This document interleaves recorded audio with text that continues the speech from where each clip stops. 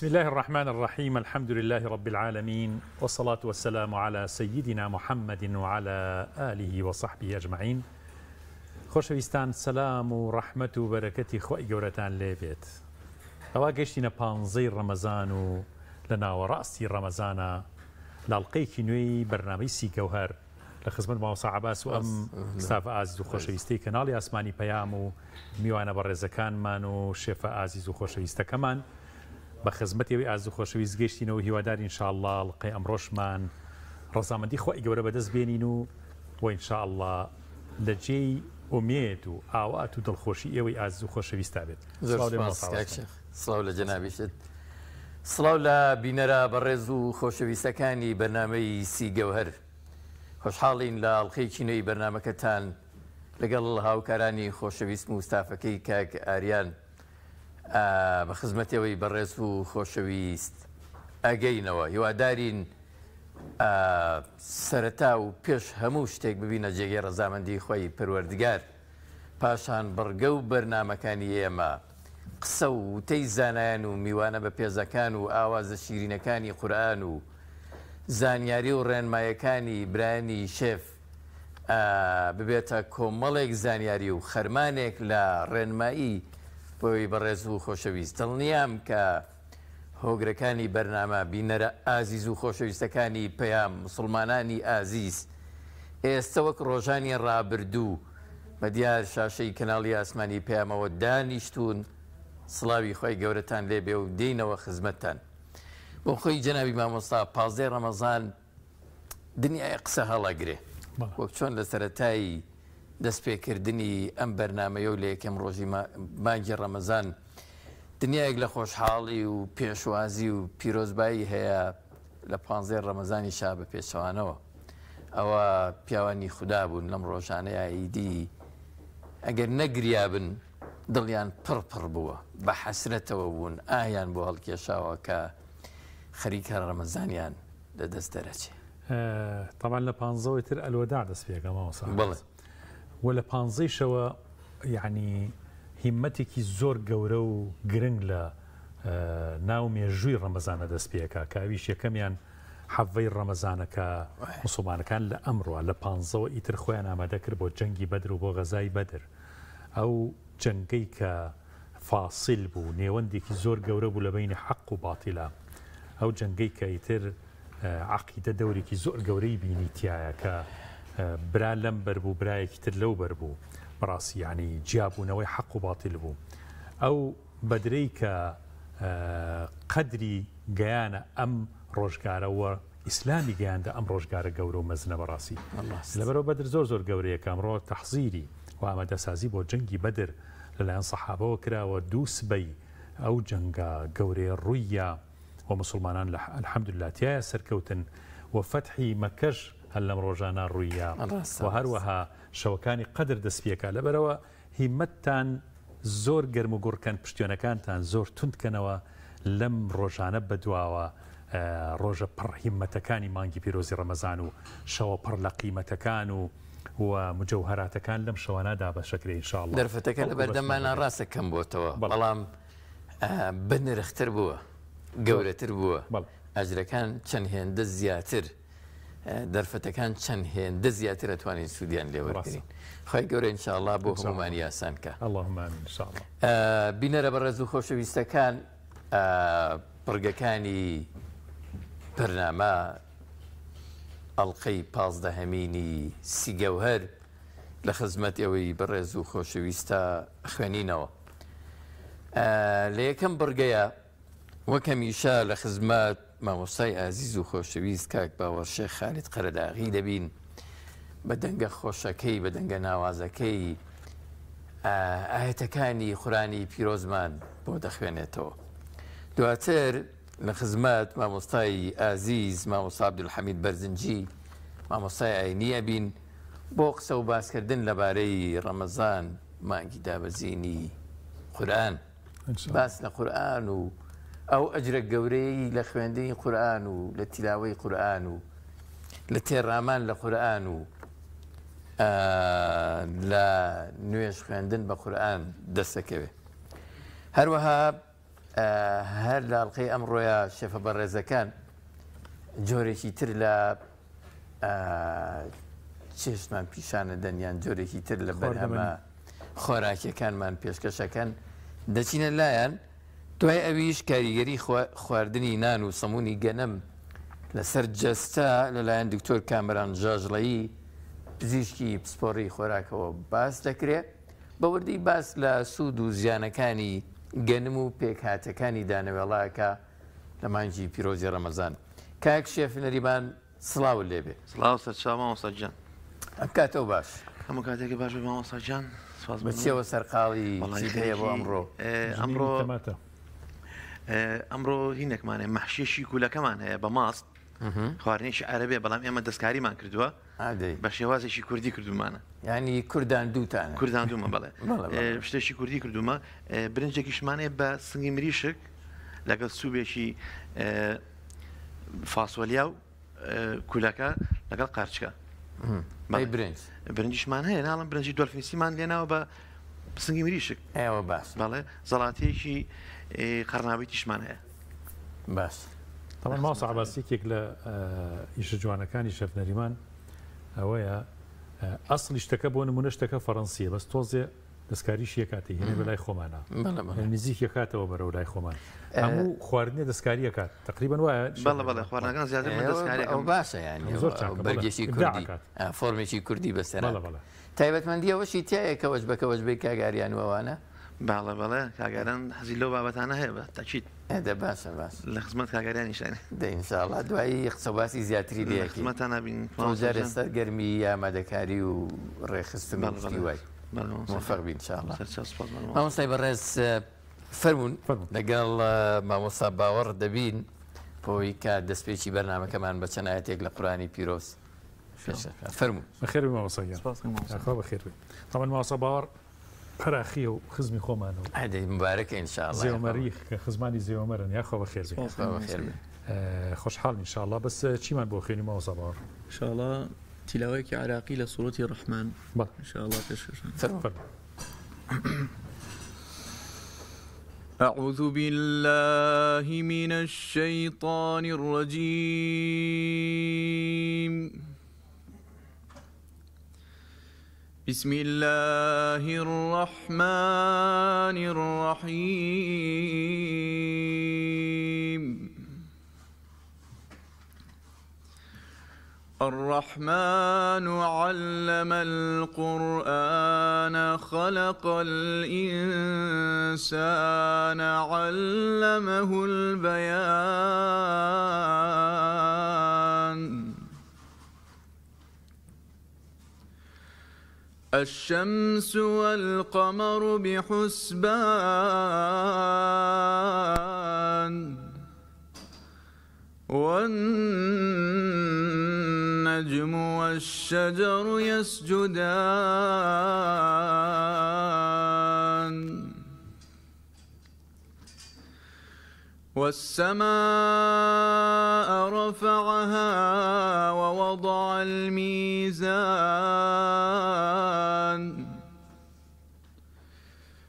ألا تطغوا في الميزان وأقيموا الوزن بالقسط ولا تخسروا الميزان.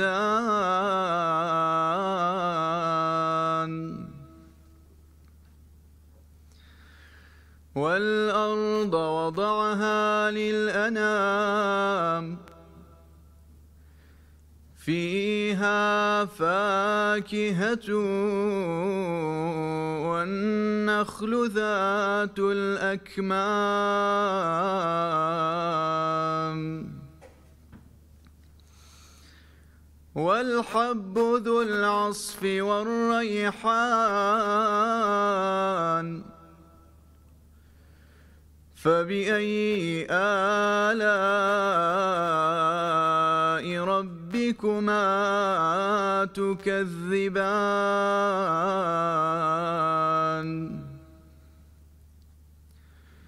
خلق الإنسان من صلصال كالفخار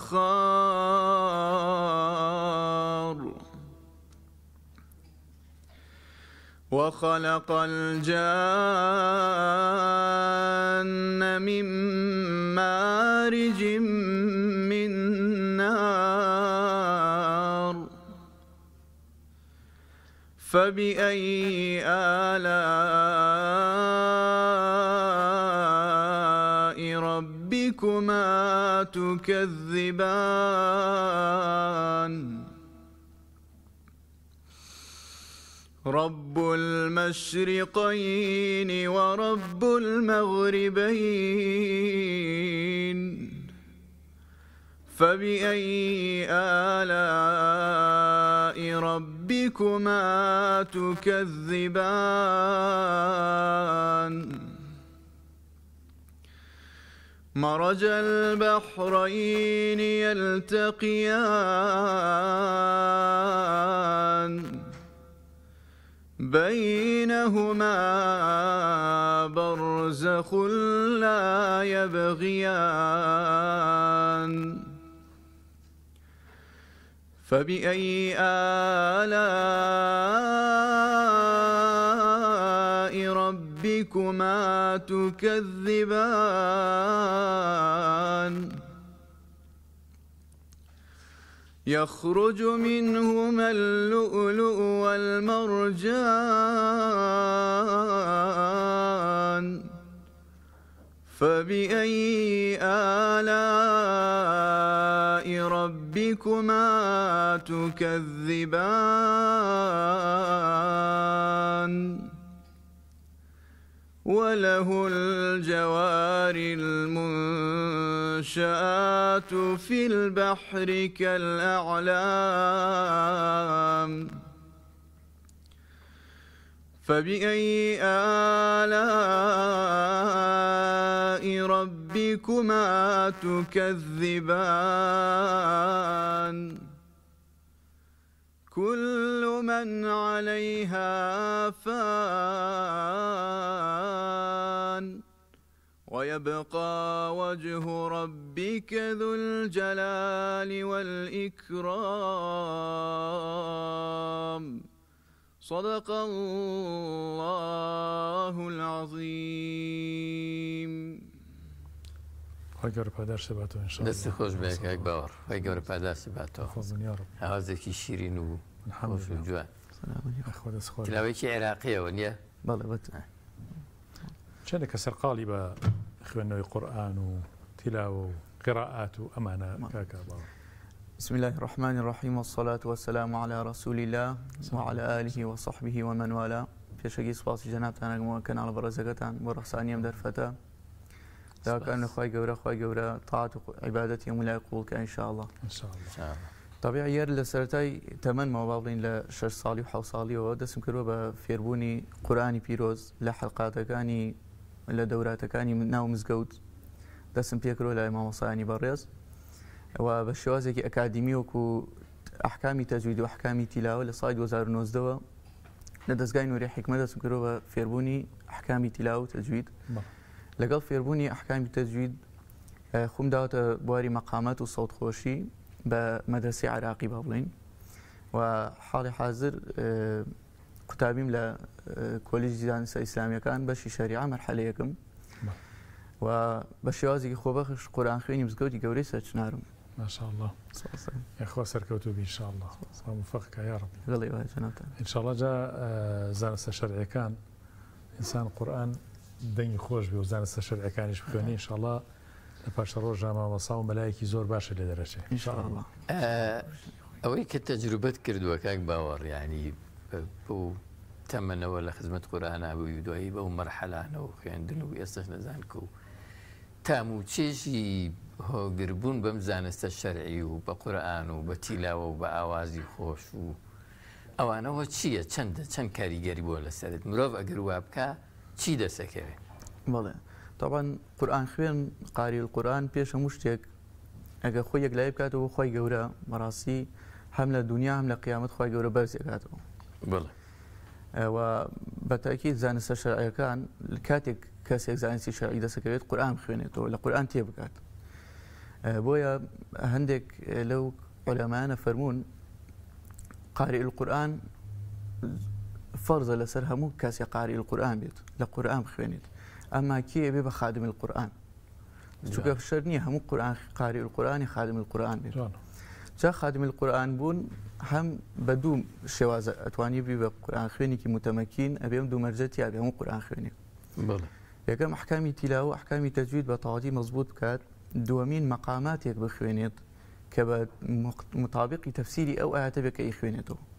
ئەوە گرنگترین شتە بە قورآن خوێن کە لە خزمەت قورآن بێت و هەر کەسێکی لە خزمەت قورآن بێت خۆی گەورە بەرزێگاتەوە ئینشاءالله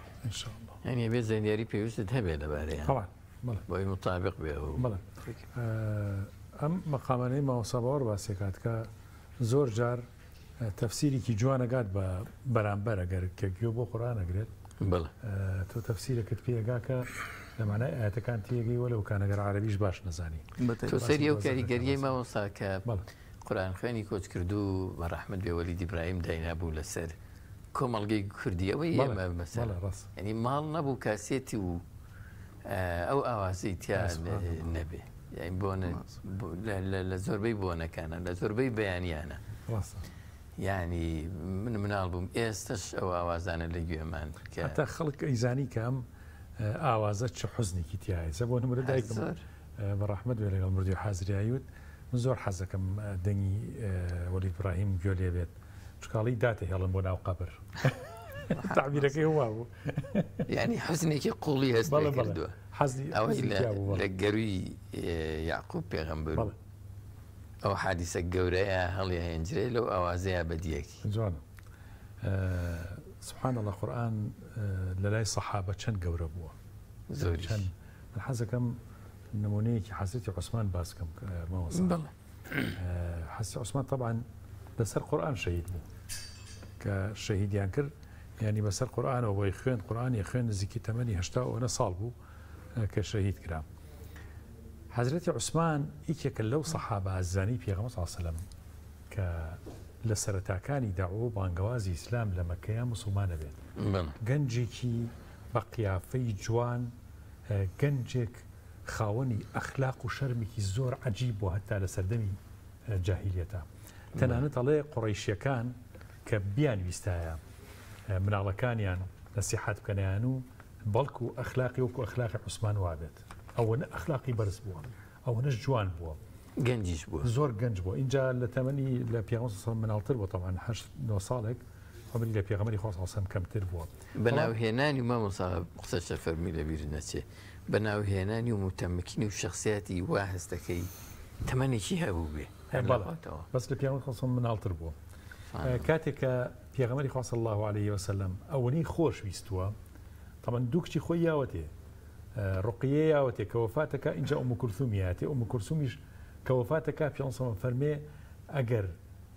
کچی ترم بواە ئەمما بە عوسمان حەزرەتی عوسمان ئەمەنە متەمەسک بۆ بە سونەتی پێغەمبەر صلی الله علیه و سلم لە ئەڵقەیەکە بەس حەزرەتی عومەرمان کرد فەرمێ حەزرەتی عومەر سێ کوڕی خۆی نابوو عەبدوڕەحمان سێ کوڕ لە سێ ژنی جیاواز بۆچی چکە و فەرمودەی پێغەمبەری خوا صلی الله علیه و سلم کە فەرمێ مناڵەکانتان ناو بنێن بە عەبدوڕەحمان یا ئەفضل الاسماء عند الله حەزرەتی عوسمانیش دوو کوڕی خۆی ناوە عوسمان لە ژنی جیاواز ناوە عەبدوڵڵا کە یەکێکیان لە وەزامیە ئوم کولثوم بە یاخود ڕقیە بۆ بەڵام گەورە بۆ وفاتی کردو یەکێک لەو خەفەتانەی بەڕاستی پێغەمبەری خوا صلی الله علیه و سلم کرد لە ژیانیان ئازاری زۆر چەشتووە بۆ کە مناڵەکانی هەر لە ژیانی خۆیان زۆربەیان مردوون ئوم کولثوم و ڕقیەش هەردووکیان وفاتیان کردووە کوڕەکانیشەوە تا وفاتەکەن لەبەرەوە پێغەمبەری خوا صلی الله علیه و سلم حتا پێی ئەوترێت لە سەرە مەرگا کە فاتیمەی کچیشە 6 مانگ دوای تۆ وفاتەکە بۆیە پێغەمبەر صلی الله علیه و سلم کە چپەیەکەکە بۆ فاتیمەی کچی طبعا دەسەکە بە گریان چکە پێڵێ من وفاتەکەم و ئەمرم کە دوایی چپەیەکی تری بووە کە دەسەکە بە پێکەنین ئەویشەوەیە کە مژدەی پێداڵێ ئەی فاتیمە تۆ یەکەم کەسی لە خێزانەکەی خۆمە کە پێمەگەیتەوە 6 مانگ دوای وفاتەکە حەزرەتی فاتیمە لەبەرەوە پێغەمبەری خوا صلی الله علیه و سلم ئازاری زۆر چەشتووە بەڵام حەزرەتی عوسمانی زۆر خۆشویستووە و حەزرەتی عوسمان خاوەنی حلم و حوسڵە و ئەخلاق جوانیکی زۆر بەرز و گەورە بووە لەبەرەوە چەندێک لەسەر حەزرەتی عوسمان بدوین بەڕاستی هەر کەمە بەڵام لە قورئانەکەەوە هێناوە دەست خۆش وەڵا زۆر باش و خاصێکی کاریگەر بوون دەستان خۆش بێ کەک باوەڕ لەگەڵ مامۆستا باسمان کردمان لە 15 ڕەمەزانای پانزەی ڕەمەزان بۆ خۆی حەسرەتێک هەڵەگرێ بەتایبەتی لای ئێمە بۆ ئاوازە شیرینە الوەداع لە مزگەوتەکانەوە کە خوێندراوە کاریگەری زۆری هەبوو یەکەم جارکە گوێی لە الوەداع بووی تر بۆ خۆی حوزنێکی پیشانەدای نازانم ئەکرێت داوات لێ بکەین تۆزێک ئەگەر لەو بابەتانە ئەو مناجاتەمان پێشکەشکەی مەمنونی هەروەکو زانیاریکیش لە مەقامی حیجاز فەرعێکمانەیە پێوتێ مەدمی بۆ ئاوازە خوێنراوە پێشتریش الوەداع زۆر باش فەرموو الوداع الوداع يا شهر رمضان الوداع الوداع يا شهر الخير والبركة والإحسان الوداع فتحت فيك أبواب الجنان وغلقت فيك أبواب النيران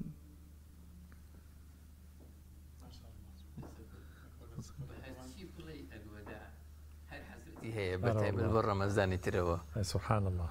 سبحان الله ما صعب بس وزن أمي وأنا برز كمان كأجرام شتي كتير نجيشتم بلى دەستخۆش ئەبی شەرتەشیدی لەوە کردێتەوە وەڵام میوانەکەتان گەیشتووە بەڕێز مامۆستا عەبدولحەمید بەرزنجی مامۆستای ئاینی باسوخواسی ڕەمەزان و مانگی دابەزینی قورئانمان بووە کە با تەشریف بفەرمێ مامۆستای بەڕێز فەرموون. مامۆستا عەبدولحەمید ئێمە زووتر چاوەڕێمانە کرد تەشریف بێنێ بەس بۆی ڕێ نەکەوتەوە کاتە. السلام عليكم. وعليكم السلام.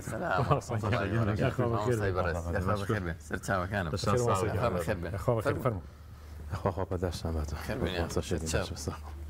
عشان الحمد لله. يا أخوة بخير وسلامة. ما شتعت نقول يا ربي. خافك يا أخوة. سلامتك يا أخوة بخير إن شاء الله وسلامتك يا ربي برس. الله يجعل خير يا أخوة. وسلامتك يا أخوة أخوات تعت عبادتي ولا يقبلك يا ربي. لقى رمضان ماشيين الحمد لله. الحمد لله. مام صاحب الرز ئێمە هەر کە باسی ڕەمەزانەکەین یەکسەر ئەڵێن مانگی قورئان مانگی دابەزینی قورئان مانگی خوێندنی قورئان پێمان باشە گەورەی قورئان لە مانگە پیرۆزی ڕەمەزان و دابەزینی و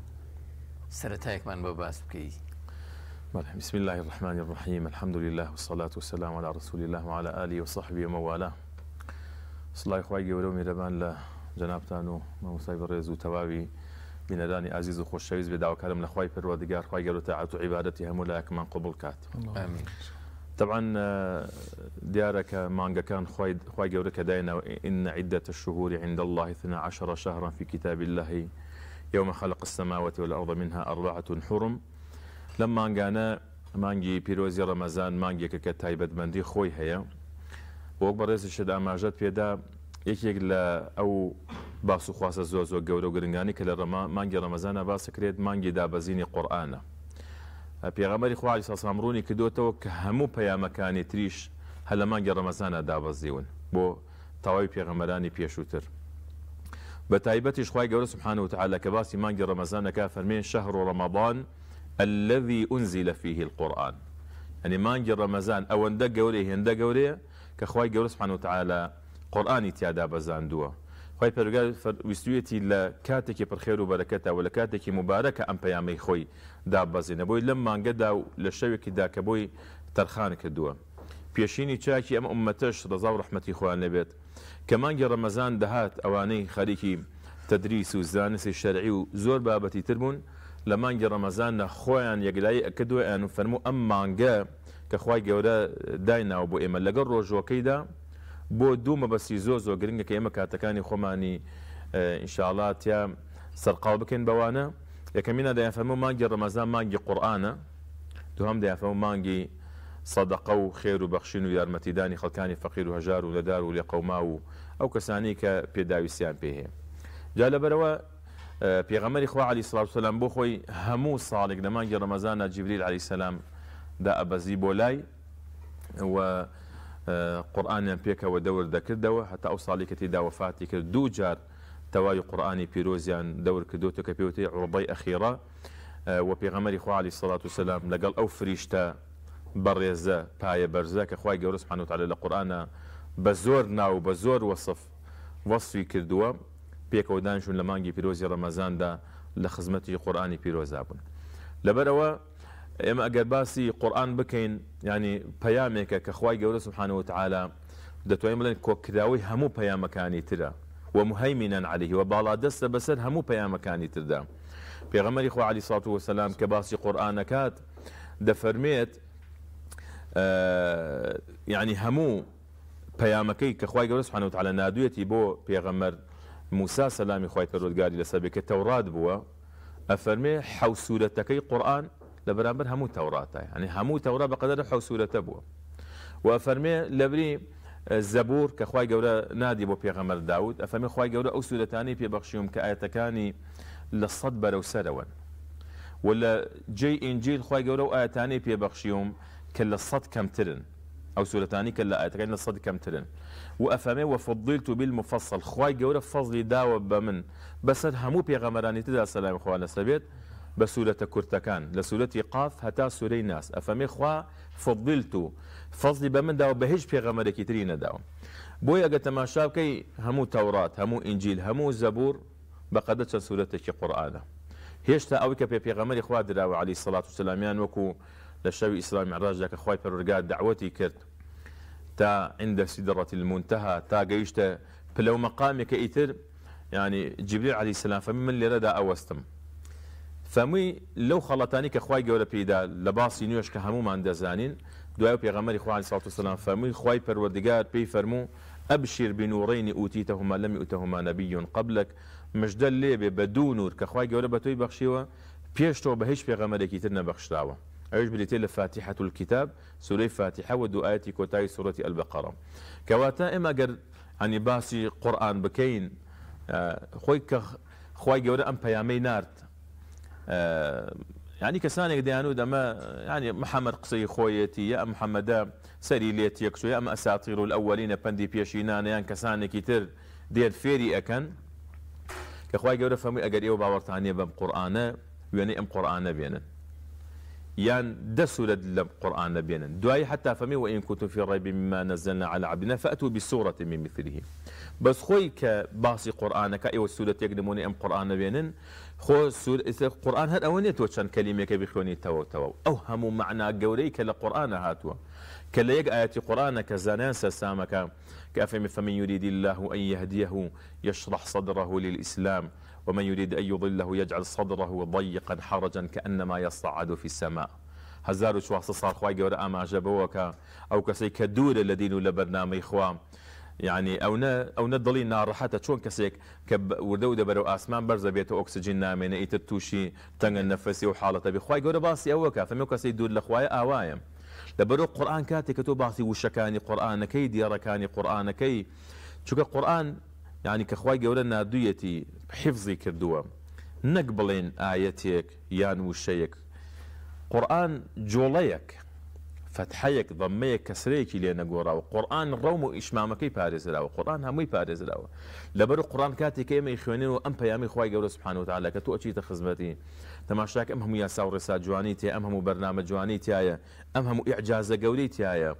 كاتي كتو قرآن خوانيتي خواي قولوا سبحانه وتعالى باسی که دو انسان دروات خزمتی اما بوکا کسانی قرآن بسلا دابازی و لو پری بلاغت و فصاحت و روان بیجی دابون بلام کاتێک گویان لە قورئان بۆ تەسلیم بوون کاتێک کە وتویانە چوونەتە شاری مەکە وتویانە ئێمە گەنجێکمان هەیە سەری لێ تێک چووە و شێت بۆ ئەمانە ئەمان نەکەن گوێی لێگرن تا ئەوە بچنە لۆکە بخەنە گویان و گویان لە دەنگی پێغەمبەر نەبی صلی الله علیه وسلم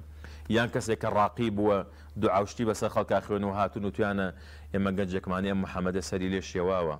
اینجا تۆ خێر دەگا دەڵێن دوعاوشت دەکەیت و ڕوقێ و ئەمانە دەکەی بەشک و هەنێ دوعاوشتی بەسەرا بخوێنی ئەم پیاوە ڕیمادی ناوڕا بۆ لای پێغەمبەر صلی الله علیه وسلم دەڵێ محەممەد ئەوە باسی شتێکی ویان بۆم کردو منیش دوعاوشتە خوێنم حەز دەکەم ئەگەر پێخۆشە بە هەنێ دوعات بەسەرا بخوێنم بەشک و لەسەر دەستی من ناخوای گەورە شفاعت بۆ بنێرێ پێغەمبەری خوا صلی الله علیه وسلم دەفەرمێ قسەکانت تەواوی دەڵێ بەڵێ دەفەرمێ ئین الحەمدە لله نحمده ونستعينه ونستغفره حتى دعای کابرا لێ بۆم دووبارە کەرەوە تا سێجا دەفەرمێ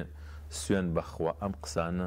قسەی ئینسان نییە ئەمە مرۆڤێکە بە خوای گەورە سبحانه وتعالى ئاڕاستەی دەکات و تەوجیهی دەکات لەبەر ئیمان کەسانێکیش هەبوون کە باوەڕیان بە محەممەد نەهێناوە عەلەیهی سەڵات وەسەلام و کاریگەر بوون بە قورئان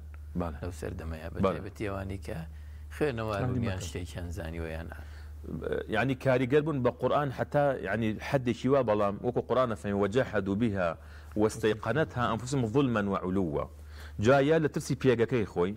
يا لترسي كرسيكي خوي يسخو السلوكي منافقة كان باشا كاد يعني لسر شي زور دجاتي بيغمك صلى الله عليه وسلم بيجي بشي تشاري مدينة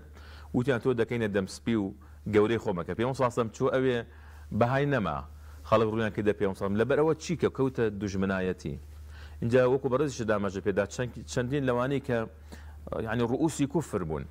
بەڵام کاتێک کە پیامبەر صلی الله علیه و قورئانی خۆی خوێندەوە چون گوێیان لێگرتووە کاتێک کە سەحابە قورئانیان خوێنووە ئەگەر زانی بیتەن کەس ئاگای لێ نییە گوێیان گرتووە لەو قورئانە لەو پەیامی خوای گەورە سبحانه وتعالى لەبەر ئێمە زۆر ئەولاترین کە لە خزمەتی قورئان بین زۆر ئەولاترین کە بەڕاستی شارەزا بین لە قورئان بخوێنینەوە و ئەم پەیامی خوای گەورە سبحانه وتعالى وعني واتي يبقين كأما بيامك أخوي جل سبحانه وتعالى بو إيمي دانا وخيري الدنيا ودواروجي إيما لما دايا شون أخوي جل سبحانه وتعالى أو باراني باران دوا أم زي هم بي صوز بو تو زوجيا وتو كانوا وكانوا وكو بيغون صلى الله عليه وسلم للدعاء كيا كبالصحابة كان يفرموا بيويس هركسي أم دعايا ببيستيت فيري ببي وبيزاني وبيخوانيت اللهم إني عبدك وابن عبدك وابن أمتك كوتايا كيتشيا واجعل القرآن ربيع قلبي ونور الصدر وجلاء حزني وذهاب همي جاء فهمتي واجعل القرآن ربيع قلبي خواجا أم قرآن بكيت بهاري ظلمان يعني ستوت شون دبيني لو بهار دا أو هم بروب مدية درو أم زوي جوان دجية و يعني زوي إتر رخصاري دقوريت رنجي دقوريت يعني هموش تيكيم يعني إمش براسي أم خواجا أم قرآن كاتب بهاري ظلمان أو يعني لە چاومانە پێوەی دیار بێت لە بینینمان لە قسەکردنمان لە شتێکی گوێبیستی ئەبین وەکو یەکێ لە پیاوچاکانی پێشینە پێما بێ مالکی کوڕی دینارێک ئەفەرمێت يا أهل القرآن ماذا زرع القرآن في قلوبكم ئەری قورئان چی ڕوان لە دڵی ئێوەدا چ شتێکی گەشە پێکرد لە ژیانیەوەدا چ شتێک باشە قورئان گەشەی پێدا چ شتێک خراپە ئێوە وازی لێ بهێنن چۆ خۆی قورئان پەیامەکەی ئەمەیە کە ئیبن مەسعود فەرمێ لە شوێنێکا کە قورئان فەرمێ يا أيها الذين آمنوا تو ئیمانداری بەڵێ دەبزانێک سەر لەگەڵ تۆیەتی یا ئەفەرمێ ئەو کارە جێبەجێیکە یا ئەفەرمێ ئەوە کارێکە خۆتی لێ بپارێزە ماسێمە لەگەڵ قورئانە چۆن بژین یعنی دڵ و دەروونمان و خوێندنەوەی قورئانمان چۆن بێت تیلاوەتمان چۆن بێت تەئەمولمان چۆن بێت یعنی ڕامانمان لە ئاەتەکان کەسی وایە بڵێ ناتوانێت تەئەمول بکات هەر ئەزانێ قورئان بخوێنێتەوە چەندێ بخوێنێتەوە چۆن قورئان بخوێنەوە سبحان الله گەورەی قورئان لەوای خوای گەورە هیچ کەسێکی لێ بێبەش نەکردووە يعني جا قرآن أو إنسان تي بقاديا تي نجات معنا كيف زاني يعني زاني بهاد بيتي القرآن خوي جورام ده حسنة وده شاك أبو إنسان نوزيت مسألة تيجي خوي خوينوي قرآن بيجه مش أويك دعوة كذا ولا إما وأن أتلو القرآن قرآني بيروس بخوينينه قرآني بيروس الذين آتيناهم الكتاب يتلونه حق تلاوته زو مهم إنسان حق تلاوته كبات ورتل القرآن ترتيلا بجواني بدرستي برواني بخوينيتوا يعني بو شوازه بخوينيتوا كقرآن دابزيوا لدواء أما خالي دواء أو كواديت إنسان كزاني قرآن بخوينيتوا هول بات كوا لبري بكات هول بات كوا تي بكات يعني جوري قرآن لمايا أجا كسيك ما نهبيت همو قرآني تواي قرآني بيروزي لبر بيت بلام لعملي دابر جسينكات وكو أوهم مصحف وايك لتاقي مزقوتا كان هذا لا لبر أواك في يوم صلاة دفع مبلغ عني ولو آية أما جاي عندنا كمهمة توي كفيري دبيت شون دعوا بانجوازي بوكيت جا بيش دعوا بانجوازي إنسان خوي فيري ببيت فهمي بكاد يعني تبقى للقرآن بيروس شو القرآن ستشاوي جياني إنسانة يعني إنسان كاريجنا كابنا بخوا ببيت أوي خلق بهوي أما لدين قمرا ببيت بنا بخوا إسا هي خلقانك يعني بنا شلون كوتني قرآن وبعض شيء تدوا تماشاكي يعني بونا تفتنا بو أمتي إسلام وبو مسلمان فنا بخوا جائما هر کەسێک خوای گەورە هەرچەند بەهرێکی پێداوە ئەگە کەسێک مانێت تەنها سوورەی فاتحە دەزانێت یعنی ئەم کەسێک کە تەنها سوورەی فاتحە زانی خوای گەورە بەهرەمەندی کردووە لە گەورەترین سوورەتی قورئان قورآن کە 114 سوورەتە گەورەترین سوورەتی سوورەی فاتحەیە هیچ سوورەتێکمان نییە وەخە سوورەتی فاتحە گەورە بێ لەبەر خوای گەورە بەرهەمەندی کردو ئەگەر سوورەی قل هو الله ئەحد شارەزا بێت پێغەمبەری خوا صلی الله علیه و سلم خوای گەورە قورآنی کردوتە سێ بەش سوورەی قل هو الله ئەحد بەشێکیانە ئەنی ئەم کەسە بەهرەمەند بۆ لە فەزڵێکی زۆر زۆر گەورە کە سوورەتی ئیخلاسە سوورەتی تەوحیدە جا ئەگە کەسێک دانیشێت ئێمە طبعا فەرمودێکی پێغەمبەر هەیە صلی الله عليه وسلم هەرچەند بەشێک لە زەنانی محەدیث فەرمویانە لاوازەیەک هەیە لە سەنەدەکە هەنێکی تر فەرمویانە حەسەنە کە پێغەمبەر صلی الله عليه وسلم دەفەرمێ کەسێک ئەگەر دەجا سوورەی قل هو الله ئەحد بخوێنێ خوای گەورە کۆشێکی لە بەهەشتا بۆ دروست دەکا یعنی هیچ کەسێکمان نییە بێبەش بێت لە بەهرەمەندی قورئان ئەگە کەسێک دانیشێ ڕۆژانە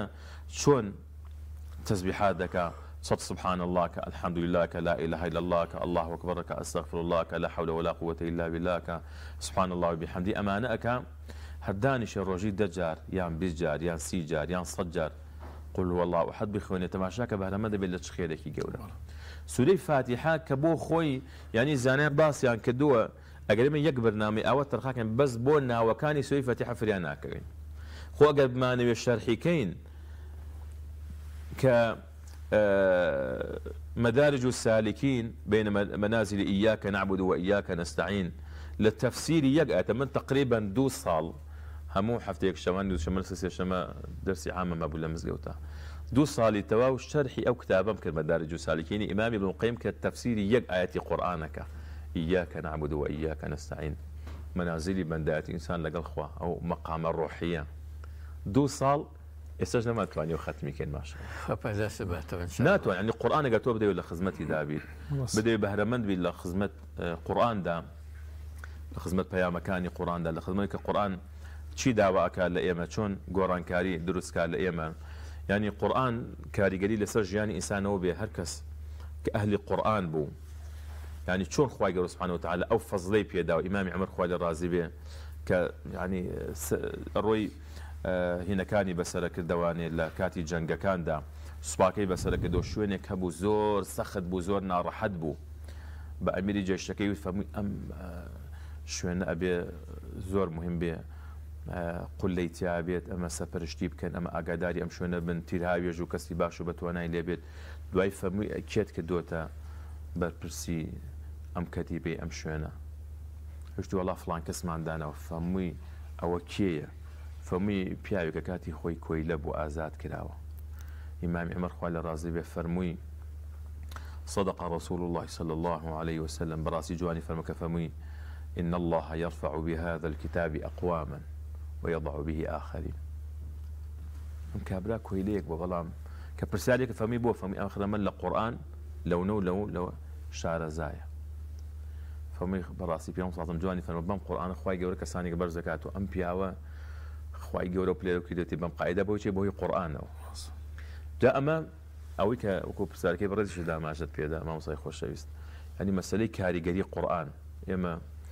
هەر چەند ئێمە کە قورئان خەڵکی وا دەڵێ مامۆستا من نازانم قورئان بخوێنمەوە دەڕۆم تەفسیرەکەی خوێنمەوە مامۆستا بەڕێز ئینشاءڵڵا لە خزمەتتا بین ئێستا دەرفەتێک بە کاک باوەڕ دەدەین مامۆستا باوەڕ بۆی هەندێکی تر لە ئاەتە پیرۆزەکانی قورئانمان بە دەنگێکی شیرین بۆ خوێنێتەوە فەرموو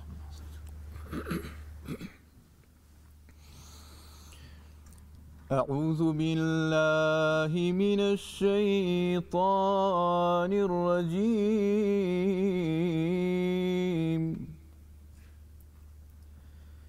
بسم الله الرحمن الرحيم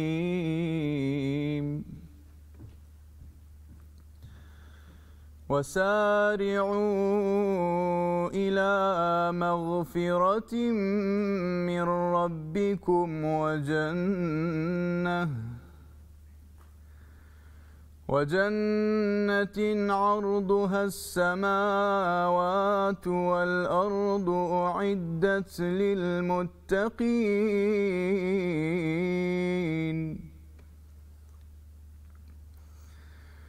الذين ينفقون في السراء والضراء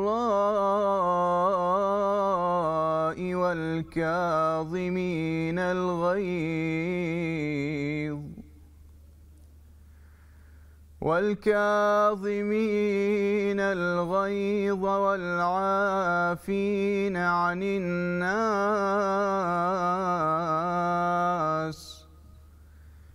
والله يحب المحسنين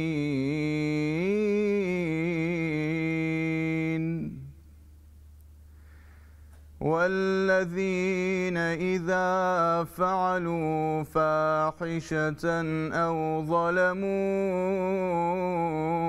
أنفسهم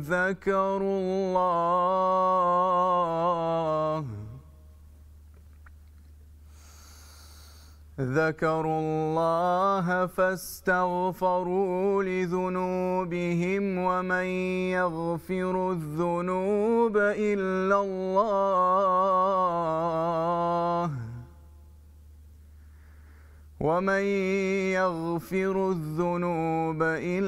الله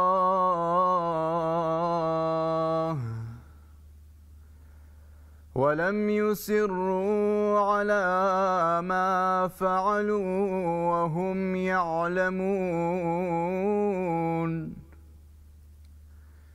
أولئك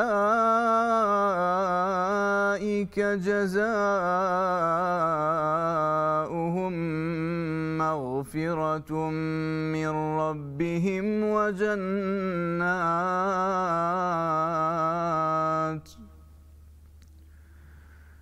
وجنات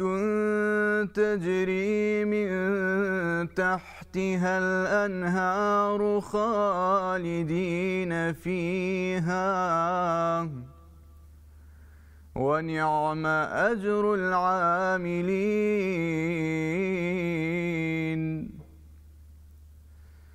قد خلت من قبلكم سنن فسيروا في الأرض فانظروا كيف كان عاقبة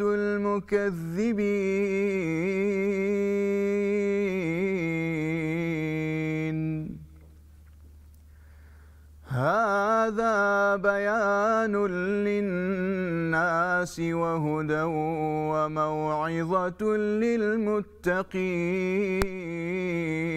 للمتقين ولا تهنوا ولا تحزنوا وأنتم الأعلون إن كنتم مؤمنين صدق الله العظيم. دەستان خۆش بێکە کە باوەڕ بینەرە بەڕێز و خۆشەویستەکان بەرنامەکەمان خزمەت مامۆستایانی بەڕێز و ئێوەی بینەر و خۆشەویستا بەردەوامیە بێت پاش ناو بڕێکی کەم دێینەوەلاتە.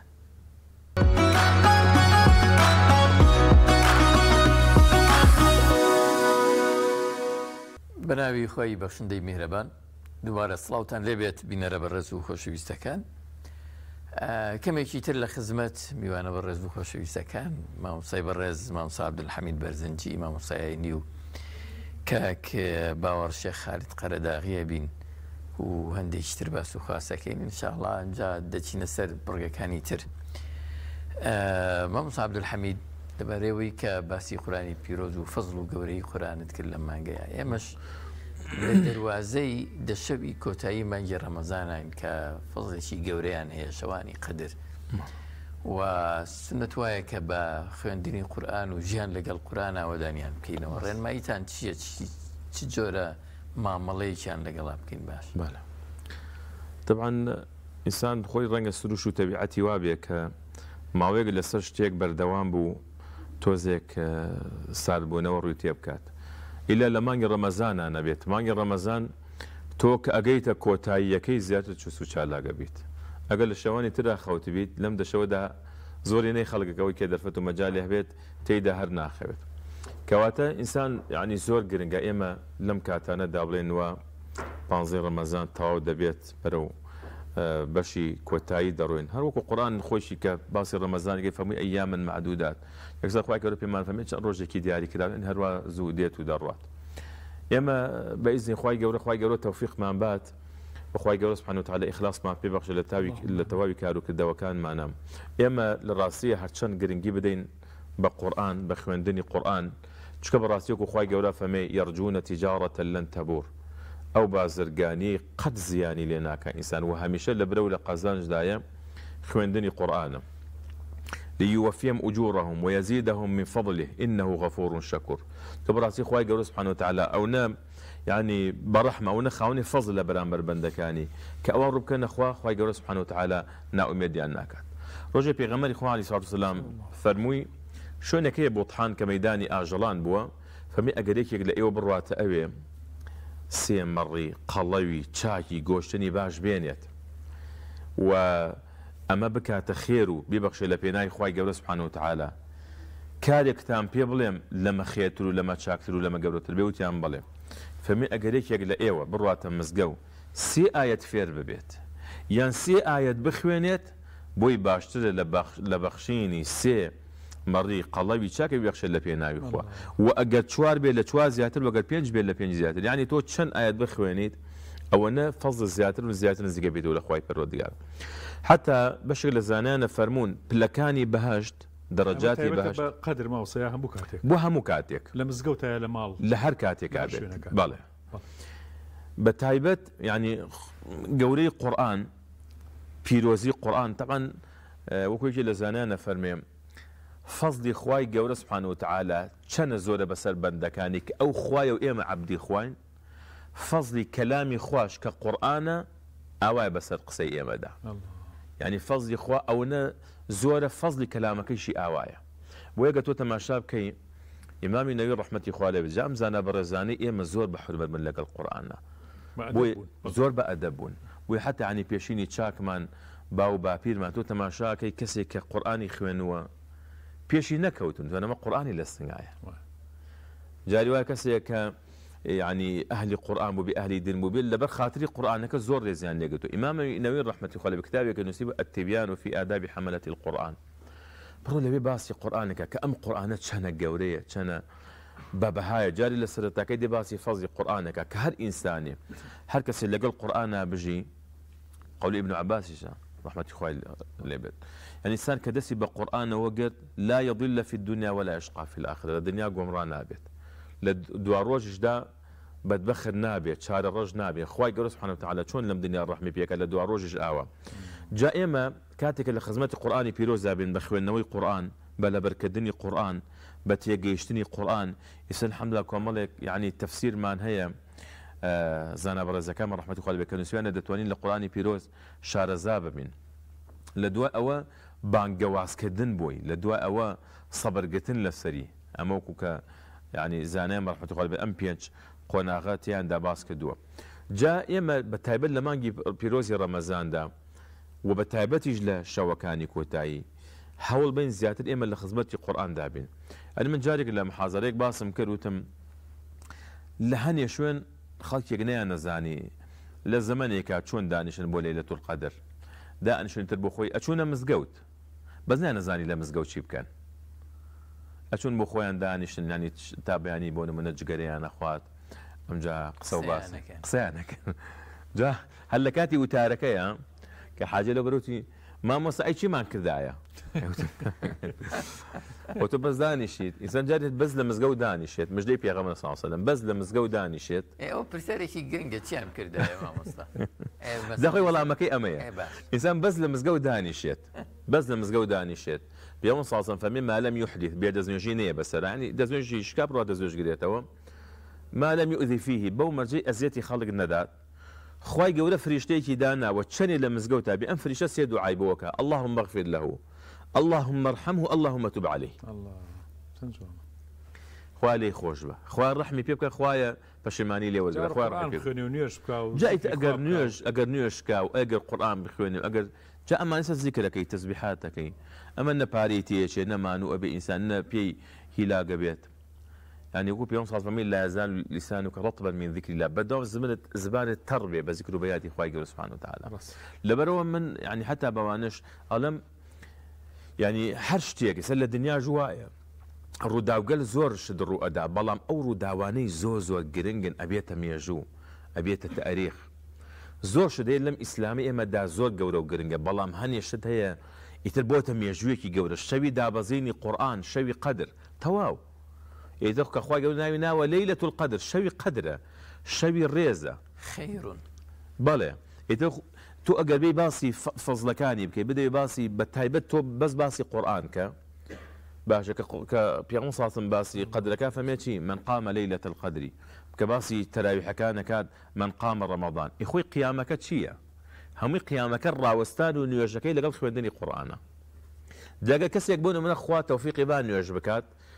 نوێژی کردووە قورئانیشی خوێنووە دوعایشی تیا کردو ئیتر خۆی بەهرە گەورەکان لەم شتانەیە کۆبێتەوە بە تایبەت یعنی زیاتر ئینسان گرنگی با بە قورئان خۆی بەشتی ترەوە سەرقاڵ نەکا خۆی بە قسەکردن و بەشتی دنیایی و بە تایبەت ئەمڕۆ من ڕەنگە زۆر جار ئەمە وتبێت لە ینی بۆ خۆمە بۆ مسلمانانیش ئێمە وەختێک بووە کە خۆمان ینی دڵمان لە ماڵی خۆمان ئەمین بۆ کە چوونەتە ماڵی خۆمان دەگای حوشێمان داخستەوە و دەگای مەدخەلمان داخستووە و باشە پاڵمان لێ داوەتەوە و ئێستاش ینی لە خەمی خۆت و مناڵ و ئەمانە ئەڵێ ئیتر تەواو ماڵ و مناڵ هەمووی لە ماڵ و دەرگات داخستەوە بەڵام شتێکەی ئەمڕۆ ینی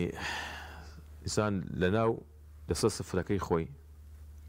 لە ناو جێگەکەی خۆی لە هەر کاتێک لە ناو مزگەوتە ئەنی شەوی قەدر خەڵک دانیشتووە بۆ عیبادە بۆ زیکر و یادی خوا مۆبایلەکەی بەنابەخوا تووشی بێ ئاگایی کردووە لەبەر ئەمە ئەگەر ئینسان بە چاکەدا بەکاری نێنێ ڕەنگە زۆر زیانی لێبات جا ئێمە لە مانگی پیرۆزی ڕەمەزاندا لە کاتەکاندا کابرا جاری وا هەیە ئێستا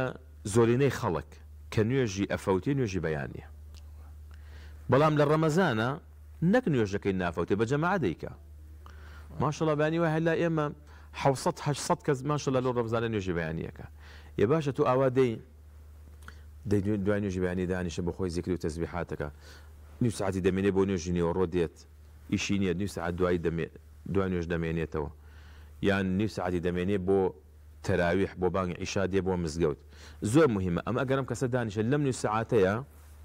دەتوانێت جزئی قورئان بخوێنێ هەیە دەتوانێت نو جزء قورئان بخوێنێ جەم برایەکە بوو قورئانمان پێ و دەی مامۆستا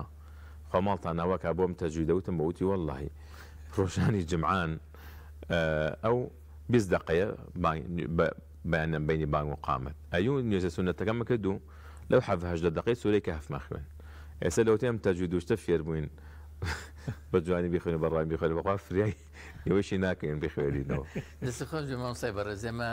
بەداخەوە کاتەکەمان زۆر کەمە بەڵام یەک داواکاری ماوەتەوە کاک شێخەگەر لە مامۆستای بکەن وڵاتری مامۆستاگیانەمە حەزەکەین جنابیشت تۆزە قورئانمە بۆ بخوێنی بەو دەنگە خۆشەی خۆشت کە الحەمدوللا لە مزگەوتەوە لە ئیمامەتی مزگەوتە بەڕاستی چێژێکی زۆر گەورەی هەیە و بە تایبەتی تر لە مانگی پیرۆزی ڕەمەزانە تا لە خزمەتای خۆی سەلامت تاکە ئینشاءالله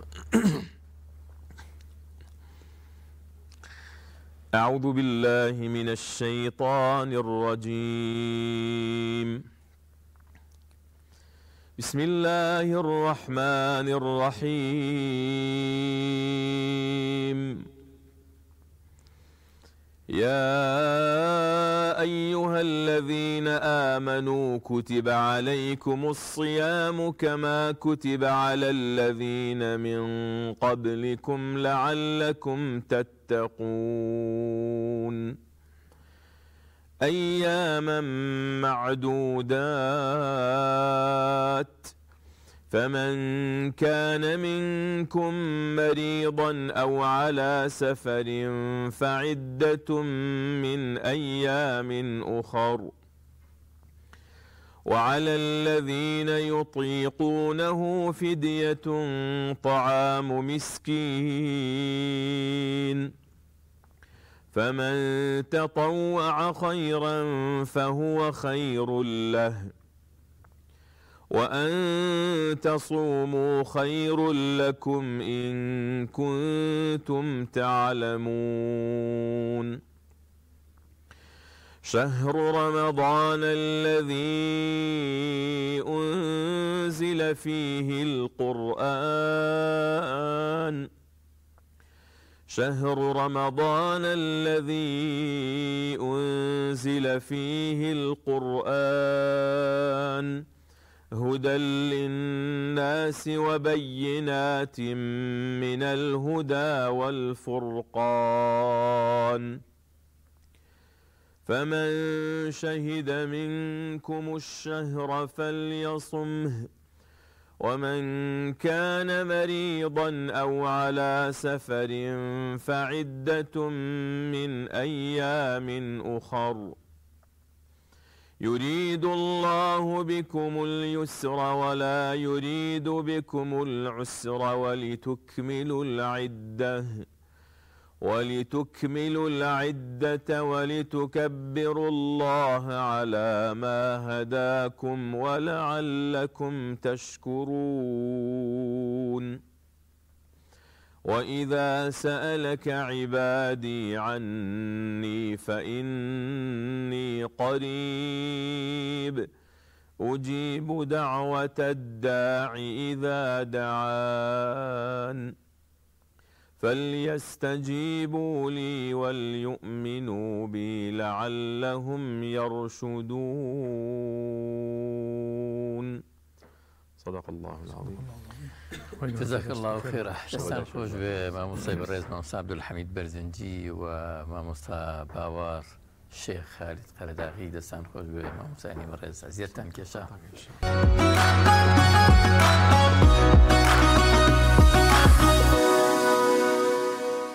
سڵاوتان لێبێت بینەرا بەڕێز و خۆشەویستەکان.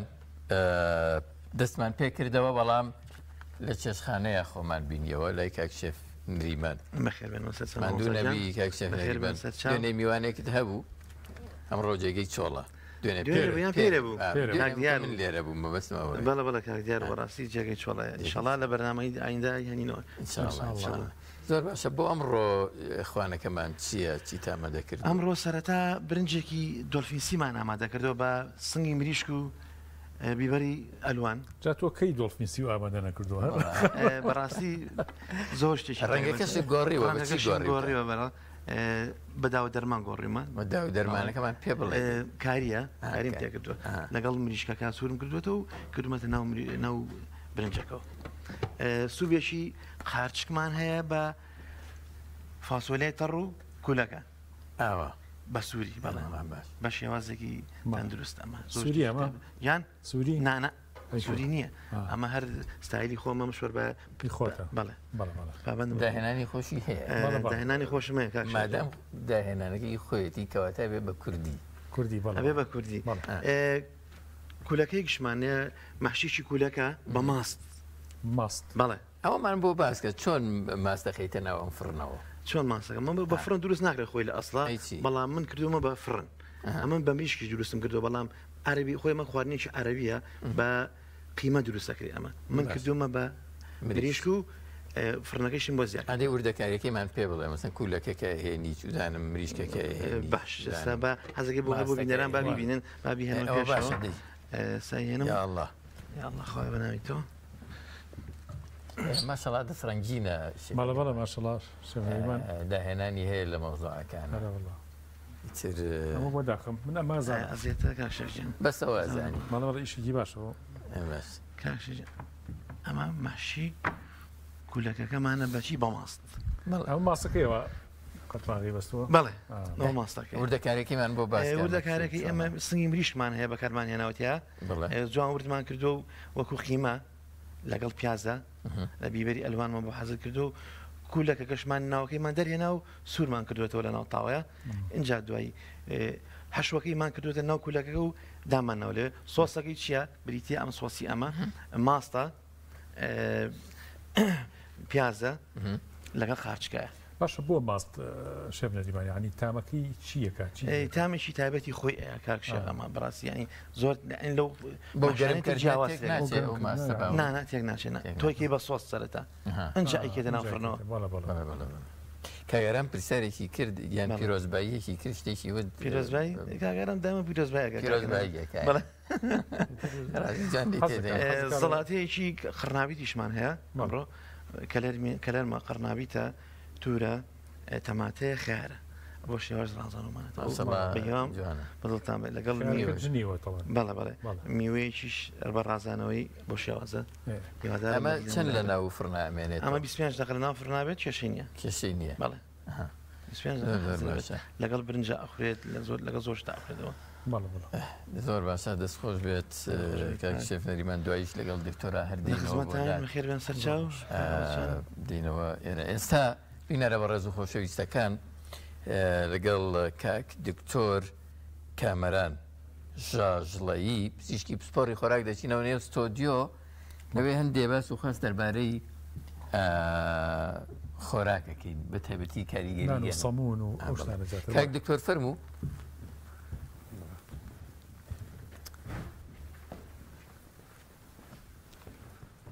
فرمو بخير هيك ترجع بخير بين كاك دكتور سرچاو خوشحال بوو بخير بين ساڵی ڕابردووشە لە خزمەت تا بووین وابزانم من و کاک شێخ بووین پێکەوە پار ئەم نان و سەموڕشتە حاضر نەبوو ناوەڵ ئەوە جیاواز بەخێر بێن بەخێر تو کامرا کاتوریان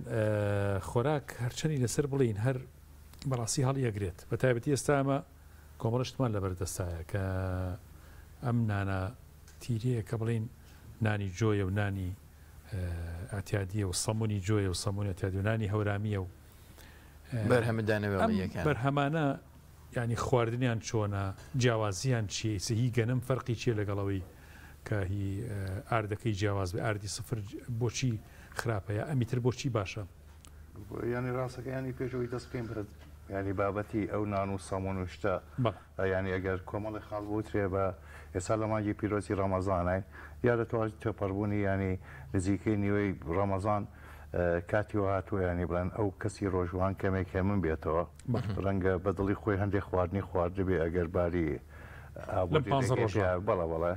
ئەگەر خۆی ینی کۆی پرۆسەکە ئەگەر پزیشک پسپۆری زانستی خۆراک بیان هەر پسپۆرێکی تر بێ ئەگەر ڕێنمایی با دەمانە ڕێنماین بە شێوازی گشتی ڕۆژووی ڕەمەزانەمە ئیبادەتە ئەوەی کە گرنگە کەسەکە بە ڕۆژوو بێ بە پێی وەکو ئەرکێکی شەرعی ئەگەر لەگەڵ یا کۆمەڵی سوودی تەندروستی بەدەست بێنێ ئەمە کارێکی باشە بەس ینی لەبەرەوەی بە تایبەتی ئەم ساڵ بارودۆخی ئابووری کە تابلەی زۆر خراپە نیشتمانیان زۆر قەلەقن زۆر دڕەڕاوچێن لەگەڵ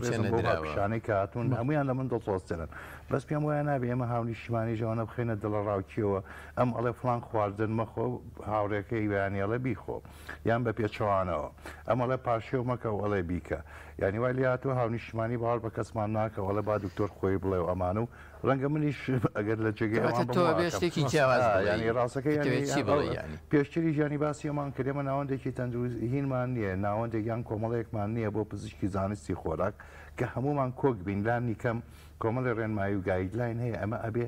ئەمە گشتیە پزیشک محکومە بە گایدلاین چی ڕێنمایی گشتێت تو ئەوە ئەڕێ ئەگەر توێژینویە کشێکی تازە هەیە ئەکرێ ئاماژەی پێ بکرێ بەس نابێت گشتاندن بکرێ بۆ نمونە بڵم نابێ بە هیچ جۆرەك نامخۆی بە هیچ جۆرە ناوساجی بخۆی هاوڕەکەم بێ بڵێ بەدڵی خۆت ناوساجی بخۆ لە کۆتاییە هاونیشتمانی باوەڕ بە کەسمان ناکات چکە ئەو کاتە دکتۆر کامەران و دووپڵان گرنگ نین دوو دکتۆری کوردوایان وت یعنی من زۆر جار ئەمە کۆمنتەکانم بینیوە لەگەڵ ڕێزم بۆ مامۆسایی ئێستا بەجێهێشین ئەڵێ ئەوە ژۆک و مەلاکانتان لێ هاتووە ئەگەر ئەوان چوار مەسەبنیەوە بووم بە 20 مەسەب یعنی یەکێک لە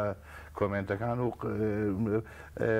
گلەی لێ ناکەم بە گوێی لێ ئەگرم نانم قسەکەی ڕاستە بەس پێم وا بەیانی لەم بارودۆخەیە ببوورە ینی پەیامەکەی من بەزەوەنەیە یعنی ئەمەە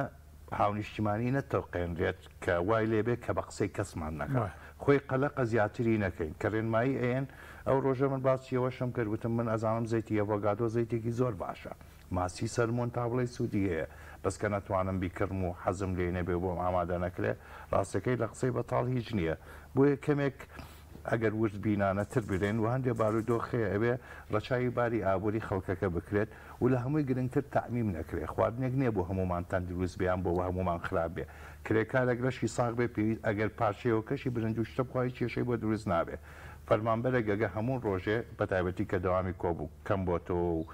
قەلەقە و ئەمانە ئەگەر هەموو ڕۆژی بەس پەربانک برنج بخۆڕەنگە بێت هۆی قەڵەوی یا خوشەکرەی بەرز بێتەوە ئەمیان کەسێکە ئەویان کەسێکی ترە تەمەنەکان چێش باڵا ئەمانە حەز و ئارەزوی ئەو کەسە پێکاتوی جستی ئەوە هۆکاری بۆ ماوەی ئەمانە گرنگە بووە تەعمیمکردن و گشتاندن کە من بڵم بە هیچ جۆرەك نابێت لەقمە قازی بخۆی شیرینی هیچ کاتێ سوودی نەبوو زیانی هەیە بەڵام ئەگەر کابرا هەموو ڕۆژەیەک دانەیەک بخوا کابرا خۆی کێشی ئاساییە یاخود نایە زایی بێتەوە هەڵبەت تووشی زانی تەندروستی نابێت ئەمە شەرعیەتدان نییە بۆی شیرینی بخۆی ئەمە بریتێ لە ڕێنمایی پراکتیکی چکەوتم ئەولەویەت لە ڕەمەزانە عیبادەتە ئەگە سوودی تەندروستی هەبوو زۆر باشە بەڵام گرنگەوەی مرۆڤەکە عیبادەتی بکات ینی ئەوەی کە گرنگە ینی ڕەمەزان هەلێکە بۆی کە خواردن تەندروست بێ بەس ئەگەر نەتوانی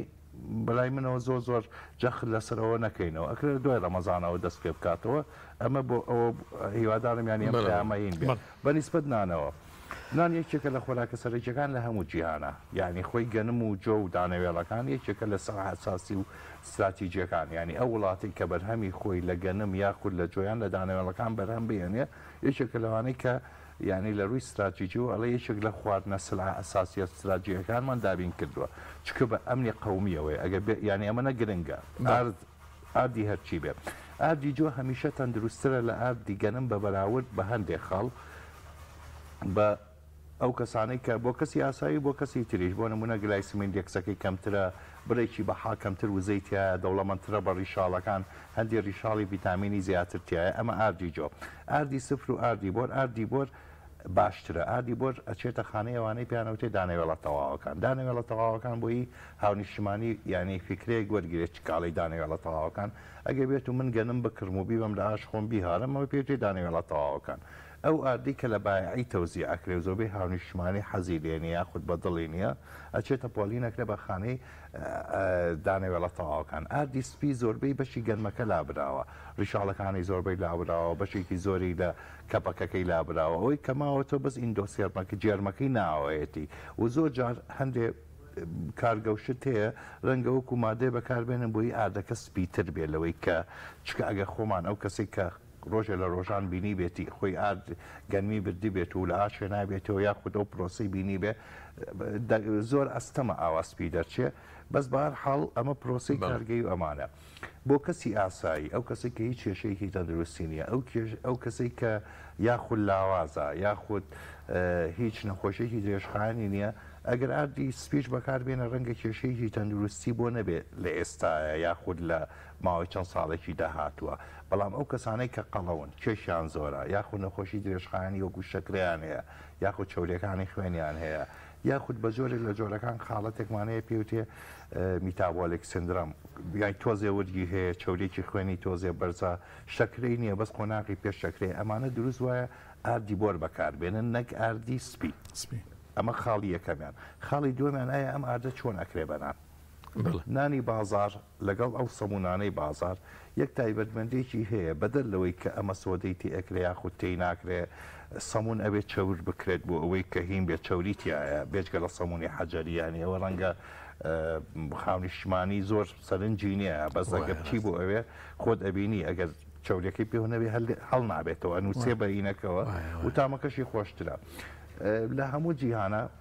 و لە وڵاتی ئەمەش بە هەمان شێوە ئەگەر ئەو شتانەی کە گەرمن بە گەرمی بە تایبەتی ئەوانەی کە لە ئاردی و ریزەکرن زیاتری لێخورێ واتە ئەگەر سەمونێکی گەرم یا خونانێکی گەرم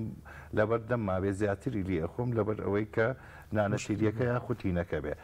خواردنی بەرە زۆرەکە بۆ ئەو کەسانەی کە کێشیان کەمە یان لاوازن یان کێشان ئاساییە ڕەنگە هیچ کێشێکی تەندروستی نەبێ بەس ئێمە باز لە زۆرینەی کۆمەلگا ئەکەن کە کێشیان لەسەر و ئاساییەوەیە کەمێک گورجیان هەیە طبیعەتی ئیشەکانەوەی زۆر کەم ئەجوڵێن و ڕۆژ بە ڕۆژ جوڵیان کەمتر ئەبێتەوە لە یادمان نەچیانی بە بۆنەی پێشکەوتنی تەکنۆلۆژیا وای لێ هاتووە ینی بوونی ئۆتۆمبیل لە هەموو ماڵێک یا بە دوو ماڵێک ڕەنگە هەندێک ماڵچینی وای لێ هاتوو ینی ئێرە و تاوکو ئەم کەناڵە تا ئەو کۆڵانەوە لێ بەرەبەرە تااقەت نییە بە ئۆتۆمبیلەکەت ئەڕۆی ینی کەم کەسەیە بە پێ بڕوات ڕەنگە بە پێ بچی بۆ مزگەوت و بێتەوە هەنگاوێکی باش وێ نابێت ئەمانەی کە لەبەر دەممانان ئەوەی کە بژاردەی تەندروست بێ بۆ زۆرینەی خەڵک منانی هەورامیەکەم نانی تیریەکە بە بژاردەیەکی زۆر دانێم تەوان ئەم بۆرەکەیان باشترە خاڵەکەیە دەربارەی ئاردی جۆ ڕاستەکەی ئەگەر گەنمی تێکەڵاو نەکرێ ڕاستەکەی وەکو خەپلە دەرەچێ هەویرەکەی بە باشی هەڵنایە و ئەبێ بە خەپلەی بچوو بچوو ئاردی جۆ یعنی قسە هەیە کە ئاردی جۆ نەبێت ڕاستەکە ینی ئەگە بە دۆکیومنت باسی کرد باوەکو ئەوە نەبێ اینجا ئەکۆم فاسقۆم بین نەبێ وەکو ئاەتە کەریمە ئەبێت تەبەیەنومان هەیە من زۆر جار بە دوجار چۆنم کردووە باوکی بەڕێزم خۆی لە بواری ئاردوشتاهی نەکات ئەیوت ئەوی شەر بیست بووی ئەم وایوت و ئەو وای تۆ بەس تاوەکو دۆکیومنتێک نەبێ پێم وابێ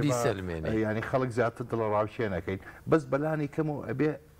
دایکمان یاخود پولەکانمان نەکمان بەداخەوە گەرخوای گەورە لێ خۆش بێکی من نەماوە بەهێنە بەبەستم ئەو ئافرەتانەی کە لە دێهینە بوون خۆیان ئەڵێن جۆ زەحمەتە هەر وەکو خەپلە دەرەچێت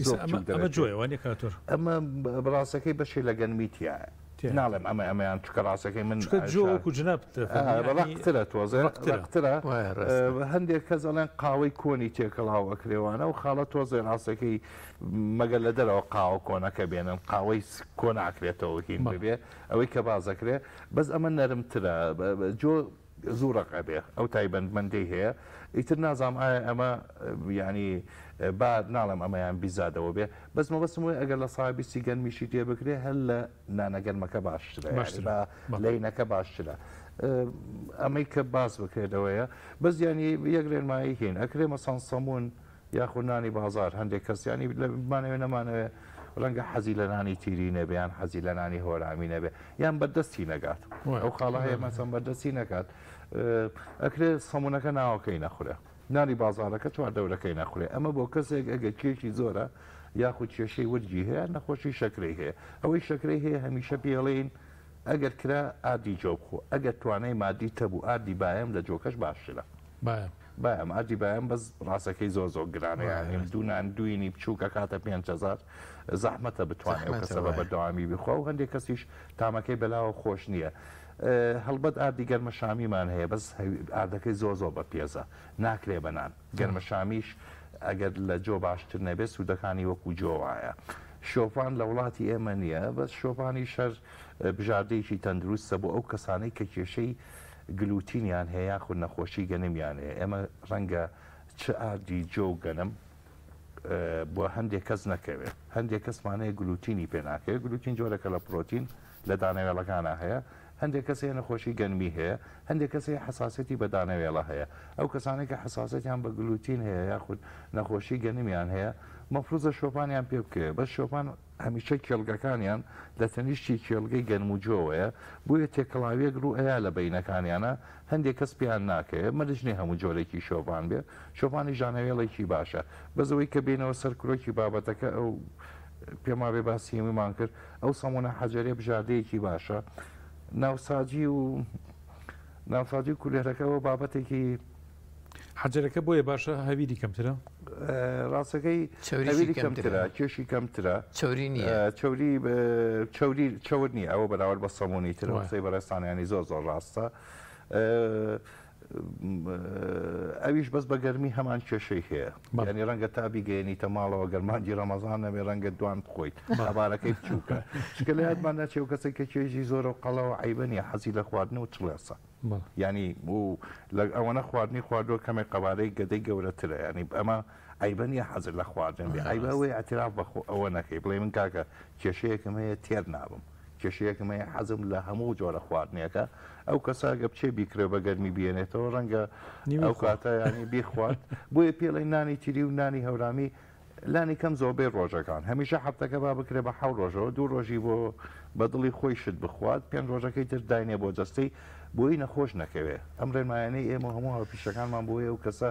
ڕوو نەکاتە خەسخانەکان نەخۆش نەکەوێ و ئەگەر نەخۆش کەبێ نەخۆشیی درێژخایانی هەبێ بتوانین کۆنتترۆلی بکەین لە ڕێگەی ئەو ڕێنمایانەوە تا ئەو شوێنەی هاونیشتیمانی ئەتوانێت جێبەجێ بکە لەو شوێنەی کە نەتوانێت کەس گلەیی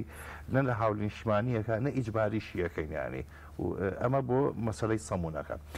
ناوساتیش ئەم ساڵ ڕاستەکەی ینی ئەمیش هەموو ساڵم چیرۆکە دووبارە ئەبێتەوە ینی ئەگە لە ماڵەوە ئامادە بکرێ ئەمی دیسان و هەر گشتان نەکە نەبێ بەس مەبەستم زۆری نەیخەکە ئەگە لە ماڵەوە ئامادە بکرێت زەیتەکە یەکجار بەکارەیە و بە بڕی کەمەکرێ ئەمە ڕەنگە زۆرینەی خەڵک لە هەفتەیەکە دانەیە دوانی لێ بخوای کێشەی نەبێت ئەو کەسانە ناڵم وتم کرێکارە یاخود جوتیارە یاخود جەستەی زۆری لاگەبێ یاخود خۆی زەعیفە یاخود هیچ کێشەی تەندروستی نییە ئەو زیاتریشی لێ بخوای کێشەمان نابێت ئەوەی لە دەرەوە ئامادە ئەکرێ ڕاستەکە ئێمە کێش دوو کێشەمان هەیە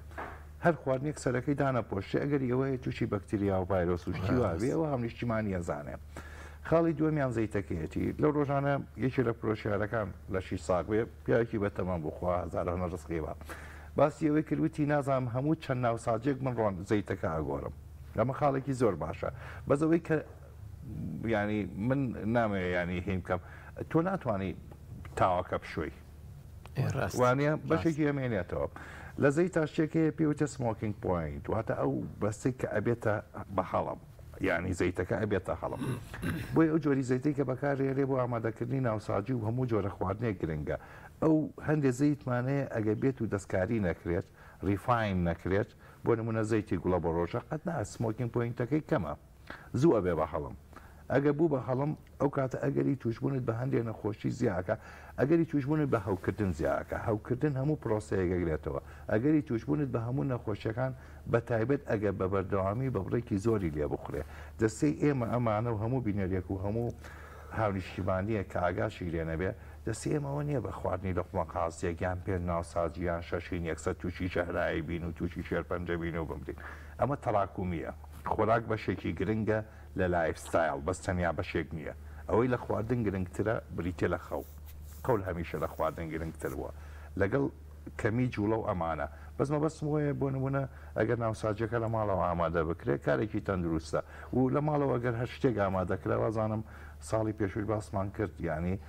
چەند کەسین بەشیەوە ئامادە بکرێت لەبەر دوو خاڵ ئەگەر لێی مایە و گونا حەفڕێ بدرێ یەکێکی خوا زیادە خۆری پێ ئەوترێ ڕەنگە بێتەوەی قەڵەو بوونی و شت تا کەمیش بێ ینی من بێگومانەمێوە ڕەنگە کۆک بن شت تا کەم بێت تامەکەی خۆشترە بێگومان شت نەبێ بە شەڕ لەسەری تامی نییە ینی مەبەستم وەیە هیوادارم شەڕ نەبێ بەس ئەگە کەم بێ باشترە لی نەمێنێتەوە پرسیارێک ئەرزی جەنابتان بکەین هەندێک جۆری خواردن هەیە کەوێتە سنفی هەمان ئەو دانەوێڵەوە جۆرە خۆراکەوە کە ئەکرێ بەنان هەندێکیش لەوانەیە لە سنفێکی دیکە بێ مەبەستمەوەی ئێمە واریدا ینی لەگەڵ هەمان جۆر خۆراکنان ینی ئەو خۆراکانە چینیان ئەو جۆرە خواردنانە چین نابێ نانیشی لەگەڵ بخورێ یان ئەو خواردنانە چین کە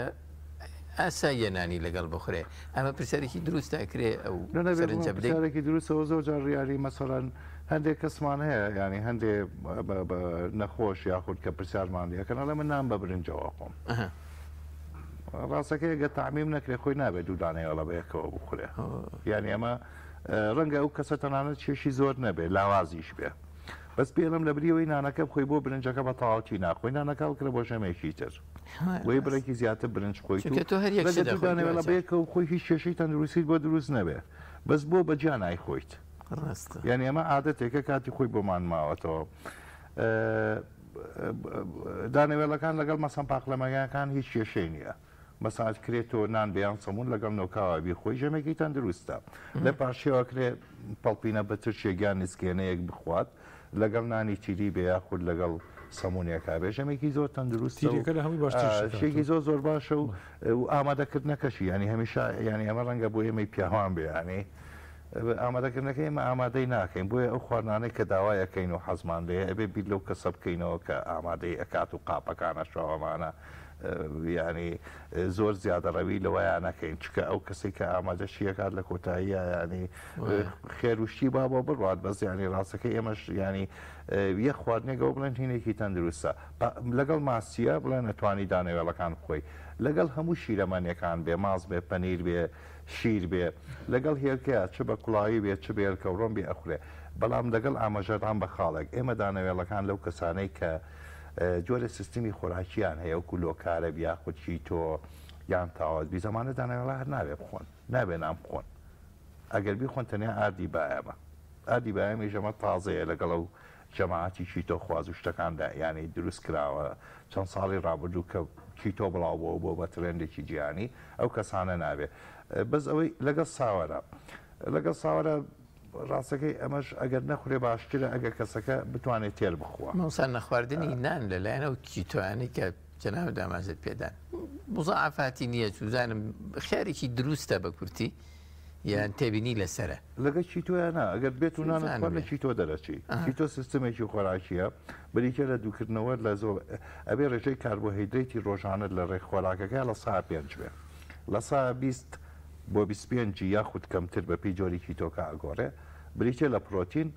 لەسەر و لە سا 7 ئیترە بێ لە چەوریەوە بێ ئەگە بێت و نانوشتی خوارد تۆ لە چیتۆکە دەرەچی واتە شەکە دەچێت کاربۆهیدا دەچێتە جەستەوە ئەو کاتە سیستمیکی تۆیە بریتە لە کەمکردنەوەی کاربۆهیدراتی زۆر بۆی دەستە چەوری بەکاربێنێ ئەمە کۆمەڵە سوودی زۆری هەیە لەوانە داوەزانی کێش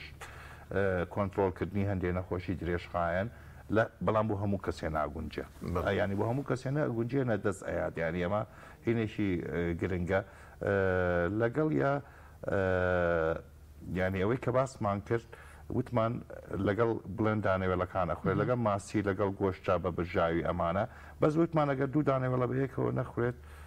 شێکی باشترە لەوەی کە هین بێت بە زۆر گرنگە ئەو کەسانەی کە بۆ بەنسبەت هەموو کەسێکەوە ینی چ کەم هێن ینی خواردنەکە تۆزە بە جوانی بجوورێ زۆر زۆر گرنگە بۆی سوودی لێوەرگریت ئێمە کێشەیەکمان هەیە لە وڵاتی ئێمە لە بازارە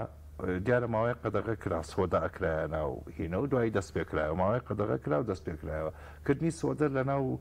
ئیشی هەویرا شتێکی چاوەڕان کراوە قەبارەکەی گەورە ئاکاشێوەکەی جوانەکە هەویرەکە زۆر ئەڕڵێ بەبری کەم بەبری کەم تێ بکرێت ئەمە ئاساییە دیارە ئەگەر جۆرەکەشی ئەو جۆرەمە لە دەرەوە هاوردەیەکە نایە ئەو جۆرە پابندە بەڕێنمایەکان و ئەمانە فەرز ناکە پابندن ینی شوێنی هەڵگرتنەکەی تەندروستەیاننا ئەوەش گریمانە تەندروستە کەەوە ئەمانە ئەبێ بە چاو بگیرێ بۆیە زۆر خواردنی ڕەنگە ئەو زیانانەی لێبێ کەس بە خواردنی سۆدە ڕەنگە کێشەیەکی تەندروستی وای بۆ دروست دەبێت بڵێ تووشی شێر پەنج ئابمیان تووشی فڵان نەخۆر بەزێکی لە دیارترین نیشانەکانی تێکچوونی بوونی دڵە کزەیە بەکتریاکانی گەدە و ڕیخۆڵەکان بەکتریا سوودبەخشەکانی کۆندامی هەرز ڕەنگە ڕێژەکانیان تێک بچێ بەتایبەت ئەو کەسانەی کە کێشەی کۆنیشانەی تەهەیجی قۆڵۆن و غازات و شتیوان هەیە ئەگەر نانیان خوارد ئەبێ زۆر بەهێمنی جوان جوان بیچون بە پەلە نەیخۆن بۆیە لەو کاتەیە ئەگەڕێنەوە نانی تیری و نانی هەورامی بە حکمیەوەی کە وشکتر و جیرترە تۆ بە ناچاری جوان ئەیجووی سەمون و نانی گەرم و ئەمانە نەرمترە بێ ئەوەی پێویست بەوە ناکە بە جوور جوان بیجووی ئەڕاتە خوارەوە لەو کەسەیە ینی ئەوەش وتم تەعمیم نەکرێ باینی هەندێک کەس ڕەنگە پێی نەکەوێ هەندێک کەس پێی بکەوێ بەس بە خێرایی نانخواردن کارێکی نەتەندروستە ئەگەر بکرێ هین بێ خاڵێک هەیە بڵێن ئەگەر مەجال هەبێ باسی ینی ئەمە ینی چارەسەری قەڵەوی و چارەسەری زۆربەی نەخۆشە درێژخایەنەکانی کە پەیوەندی بە خۆراکەوەیە ئەچی تاکە کەس نییە ئەچی کۆمەڵگایە بەمانای ئەوەی ئەگە من لە ماڵەکەمانە هیچێک نەخۆشی شەکرەی هەبیان قەڵەو هەبێ ئەبێ مراعاتی ئەوە بکەن کە ئەم کەسە حەزی لە خواردنەکەی و خۆی پێ ناگیرێ بۆیە نەبردنەوەی شیرینی نەبردنەوەی کە ناوسازی بە بڕێکی زۆر بۆ بەردەمیە و کارێکە زۆر زۆر گرنگە کەسەکە حی عەلە سەڵات خۆی پێ ناگیرێ چڵێسە و شەکرەیەکی لە نیشانەکانیەوەی فەقیرە دایمە برسیەتی دایمە حەزی لە خواردنە ئەمە ڕێبەمە یەکێکە لە نیشانەکانی نەخۆشیەکە زۆربەی نەخۆشەکانی شەکرەوان بەدەست خۆیان نییە بە تایبەتی جۆری دووەم جۆری یەکەمیان ڕەنگە لەبەرەوەی کە بە جۆرە لە جۆرەکان لە ئاوازە هین بێ ئەمە زۆر زۆر گرنگە هینە لە هەمان شت بۆ شێوازی گشتیش ینی بۆ شیرینی بازەکەی هەموو خواردنێکی ناتەندروست بینە سەر شەربەت ئێمە چەند ساڵانین شەربەتی گیراوە قراپە ڕاستەکە من لە پارەوازم لەوە هێناوە ئەڵام کاکە هەموو ڕۆژێک مەیکرا ئەگە کریت بڕی کەمی لێ بکرا لۆقمە قازی هەموو ڕۆژێ مەیکرا ئەگە کری چەند کەسنێکی دوانی بەرکەویان دانەیە کەمتر بۆی کە هاوسەنگیەک ڕاگرێ کابرا مافی خۆیەتی حەزی چی لێ بخوا بەس ئێمە بەسمان وتمانەمە ڕێنمایە بۆی و کەسە تەندروست بێ بەس ئەگەر هاتوویەکێکی شەکرەمانە و یاخود یەکێکمانە بوو چەوری خوێنی بەرز بوو یاخود یەکێکمان هەبوو خەریکە تووشی شەکرە بێ زۆر گرنگە لەبەر چاوی ئەوە ئەو شتانە نەخۆین ئەگە خواردی بە کولەکەی بێ بچێ بە دزیەوە بیخوا ئەمە زۆر زۆر گرنگە پێوتێ ڕۆڵی کۆمەڵگا کۆتا خاڵیش مەسەلەی خەویانێ وتم خەو لە خواردنەکە گرنگترە یەکێک لە گرنگترین هۆکارەکانی توشبوون بە نەخۆشی بریتین لە 3 خاڵ کە لەم ساڵانەیە زیایی کردوون بەدەر لە خواردن یەکەمیان کەمی جوڵە و سستی ئەمەیان بەباستمان کرد تێکچوونی خەو یان کەم خەوی ئەمە زۆر زۆر ترسناکە شەو دروست کراوە بۆ خۆ خوای گەورە وەکو نیعمەتێک و وەکو بەهرەیەک داوێتی لە قورئانی پیرۆزە باسی کردەوە بەداخەوە بۆتە دیادەیەکی زۆر ترسناک بە تایبەتی لە مناڵ و لە مێر مناڵانە خاڵێکی ترمان ینی ئەمەی قەلەقی و دڵەڕاوچە قەلەقی دڵەڕاوچە لە وڵاتەیە ڕاستەکەی لۆچەیەکێکە بێت گەڕێ بۆمان بەیانەکەی قەپەتە باتێ شەوەکەی قەپەتە باتێ ئەو کاری سیاسەکانە بابەتی من نییە بەس من دەرەنج بەرامەکەی پێ دەڵم قەلەقی دڵڕاوچێ هەم ئەگەری توژمنت بە هەموو نەخۆشیێک زیاکە هەمە بێتەوەی نیشانەکانی زیاتر بێ زۆر کەسمانەیە هیچ یەشەیەکی تەندروستی لە جستیان نییە بە سەزەکەی خۆی ئەلەکاکە من تەواو نیم جستی تەواو نییە ڕۆژێ قاچیەشێ ڕۆژێ ملیەشێ ڕۆژێ پشتیەشێ یاخود نەخۆشیەکەی هەیە ڕۆژ بە ڕۆژ خراپتر ئەوێ بۆیە ئەم سێ خاڵە لەگەڵە ڕەنگە مانگی ڕەمەزان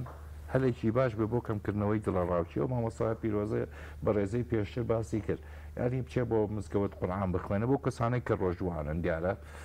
لەوێ زیاتر بمێنێتەوە ڕەنگە جێوێکی هیم بێ لەبووی وێش لەگەڵ یەشێک لەوانەی کە لەوێ بکاتیانی لە مزگەوت لەوێ ڕپرسەتێکی باش بێ گوێ لە قورئانەکە بگرێ یعنی گوێ لە مامۆستا پیرۆزە بگرێ بۆ دەنگە ناسک و بینەوە ڕەنگە هێمن ببێتەوە بە پێ بڕوا بۆ مزگەوت و بێتەوە تەراوی حەگە بێت و بکات یعنی نزیکەی وای 5 کیلۆمەتێک بە پێ ڕۆیشت بێت ئەمە شتێکی زۆر باشە ڕەنگە ئەو کەسە چکە تااقەتی نییە بە پێ بڕۆیان شوێنی نییە یاخود ڕەنگە نەتوانێت هەت نازانمە کارەکە هەرچی بێ خەوکە و ماڵانەی کە مناڵیان هەیە زۆر گرنگە هەموو ڕۆژێک بەیانیان زوو خەبەریان کەنەوە من بە هەمیشە بە نەخۆشی خۆمەڵەمەنەمە ڕۆژەی کە ئۆتڵە و داوامی نەبوو خەبەری کەرە و ڕۆژی داوامەکان بچگرە نییە دانێ گوتی لە بڕی لای ئێمە دایما ئۆتڵەیە لەبەری هۆرمۆنی گەشە بە شەو دروزەبێ گرنگە بەیانەکەی هەسێنان بخوا بەس ئەگەر بێت و من بە بەردەوامی ساعات 11 خەبەریکەمەوە ڕۆژێک کە بوو بەیانیان نان ناخوا ئەوە هاوپیشەکانمان زۆربەی لەو بواری پزیشکی پسپۆرانی مناڵ و ئەوانەی ئیگەشە زیاتر ڕەنگە زانیاریان هەبێ ئەمەیان زۆر گرنگە بەڵام با مانگی ڕەمەزان نەبێتە دەستپێکێک بۆی خەوی تێک چێ ئەگە لەبەر عیبادەتە کەس گرەی لێ ناکە بەس ئەگەر تۆ عیبادەتەکەت کردووە بە عادەت و سەعات 12 وەڵستی مناڵەکە تاوانی نییە بەزەم خاڵاگەر بڕون بێت کاک دکتۆر من ویستمەوە پرسیارش بکەم بەدەن لە ڕەمەزانەوە 3 ژەمان هەیە بڵێ پۆلێنکردنی ئەم ژەمانە بۆ خواردنی نان بە بڕی زیاتر ئەولەویەت بۆ کامیانە ڕاستەکەی با گشتاندر نەکرێت دیسانەوە یان یەکەوێتەوە سەر کەسەکان ئەوەی کە کۆی زۆربەی پسپۆڕەکان کۆکن لەسەرەوەی کە خواردنی ژەمی بەیانی ژەمێکی زۆر گرنگە بەتابێت ئەو کەسانی کە بەیانیان داوامیان هەیە و شەوی زووە خەون ئەگە بێت و شەو دران خوێی بەیانەکەشی زوو خەبەرەکەنەوە ڕەنگە نانە پێ نەخورێت یانی ئەمە شتێکی چاوەڕان کراوە پێوەدی بە ساعتی بەرزی و سیستمی جستەوە هەیە لە چ ژەمێکا بخورێ ڕاستەکەی ئەکەوێتە سەر بڕەکەی بەس بۆ نمونە ژەمی بەیانیان باشتر وایە تێکەڵەیەک بێت لە پرۆتین و لە کاربۆهیدرێت ئەم نانی دانەوێت لە تەواوەکان بەڵەسمان عادەتەن بەیانیان بڕی زیاتری بەیانیان تێبێ بەیانیان پرۆتینەکەش بێت تۆزە سادە بێت زۆر قورس نەبێت تۆ بەیانیان ینی هەندێک کەسی لێ دەچێت تۆ ئاتوانین بەیانیان بچی نەبوت ئەلوێ نە پێشە دەخورێ بچی گۆشتی برژاوی وانە بەس ڕەنگە بتانی ماس خۆیت بژاردەیەکی زۆر تەندروستە لەمەەکەمە هەنگوین ئەگەر یەکێک کێشەی تەندروستی نەبێیان دەستی کەوێت ئەوێش یاخود هێلکە آخر کاڵەمیانی مەسەڵەن بڵێ هەمیشە هەندێک جار باسی کە خواردن نەکرێ ئەوەی کە سەیری ئەکات ینی ئەڵێ واگاتان لە وەزای خەڵک نییە وەزانانی ئێمە خەڵکی مۆسمبیقین ینی ینی بۆیەمەبەستم پرسیارەکەی تۆ نەبوو بەس بۆکو بە چاوەڕنیەگەانی وتم ئەگەر هین بێ ئەو کەسانەی کە کێشیان کەمە و لاواز نوێیانەیە قەڵەو بن ئەکرێ مرەبا بخۆن مرەبا بخۆن ینی مرەبای خۆمان زۆر باشە مرەبای قەیسی بێ قۆق بێ ئەمانە بێ ئەی هەنجیر ژارێکی زۆر باشە مەبەستمەوەی بەشێک لە پرۆتین بوونانی تیاابێ ئێمە نیوەڕوان و ئێوەران لە وڵاتی ئەمە یەکی لە ژەمەسەرەکیەکانمانیان نیوەڕۆیان نێوارێ زۆربەی کات برنجە وانە برنج باشترایە نانی لەگەڵ نەخورێ ئەگەر نانەکەڵ بگری بۆ کاتێکی تر ئەگە بێت و شتی سوکراوە بێ ئەوە تۆ بەناچاریە بێ نانەکەی لەگەڵ خۆی دیانی ئەویش پۆلینی یەکەین بۆ دوو کەس ئەو کەسانەی کە کێشیان زۆرە و ئەیانەوێ دابەزنیان لانی کەم قەڵەوتر نەبن ئەکرێ قاپێکی گەورە زەڵاتە بخۆم پێشەوەی دەستکەم بە نان خواردن هەمان ڕێنمایی بۆ مانگی پیرۆزی ڕەمەزانیش لە بەرمانگا زۆر گرنگە ئەگە کەسەکە ئەوێ قەڵەوتر نەبێ لانی کەم وازە دابەزین بێنە با قەڵەوتر نەبێت با قاپێ زەڵاتە بخوا دوایەوەی کە ڕۆژوو شکاند و نوێژی کرد قاپە زەڵاتەکە بۆ خوابۆی کە برنجەکەی خوارد کەمتر بخوا ئەوە یان یەکی لە هەنگاوەکانە ئەگەر هاتوو مەبەستمەوەی بە نیسبەت منەوە ینی زۆرینەی خەڵک بەیانیان بیخوات باشترە بەمەجێک ئەو کەسە نانی بەیانی بخوات و خەوی تەندروست بێت و بە ڕۆژ هیلاک بێ ئەگەر هاتوو نانی بەیانی نەخوات ئەکەوێتە نیوەڕۆ لە گەشتی برژاوە بێ لە گەشتی سوکراوە بێ بەپی ئەو خواردنەی کە بەردەستە بەپی ئەو جۆری سیستمی خۆراکی کە ئەو کەسە پابندەتی تەناوتمانەوانەی لۆ کار بووی چیتۆوانە نەبێ ئەوە هەڵبەت باشتر وایە ئەوە نەخۆنیانی سابەسەر لە شێفەکەمان دکتۆر بڕۆین وڵات لە ڕێگەش پرسیارێکی لێ بکەم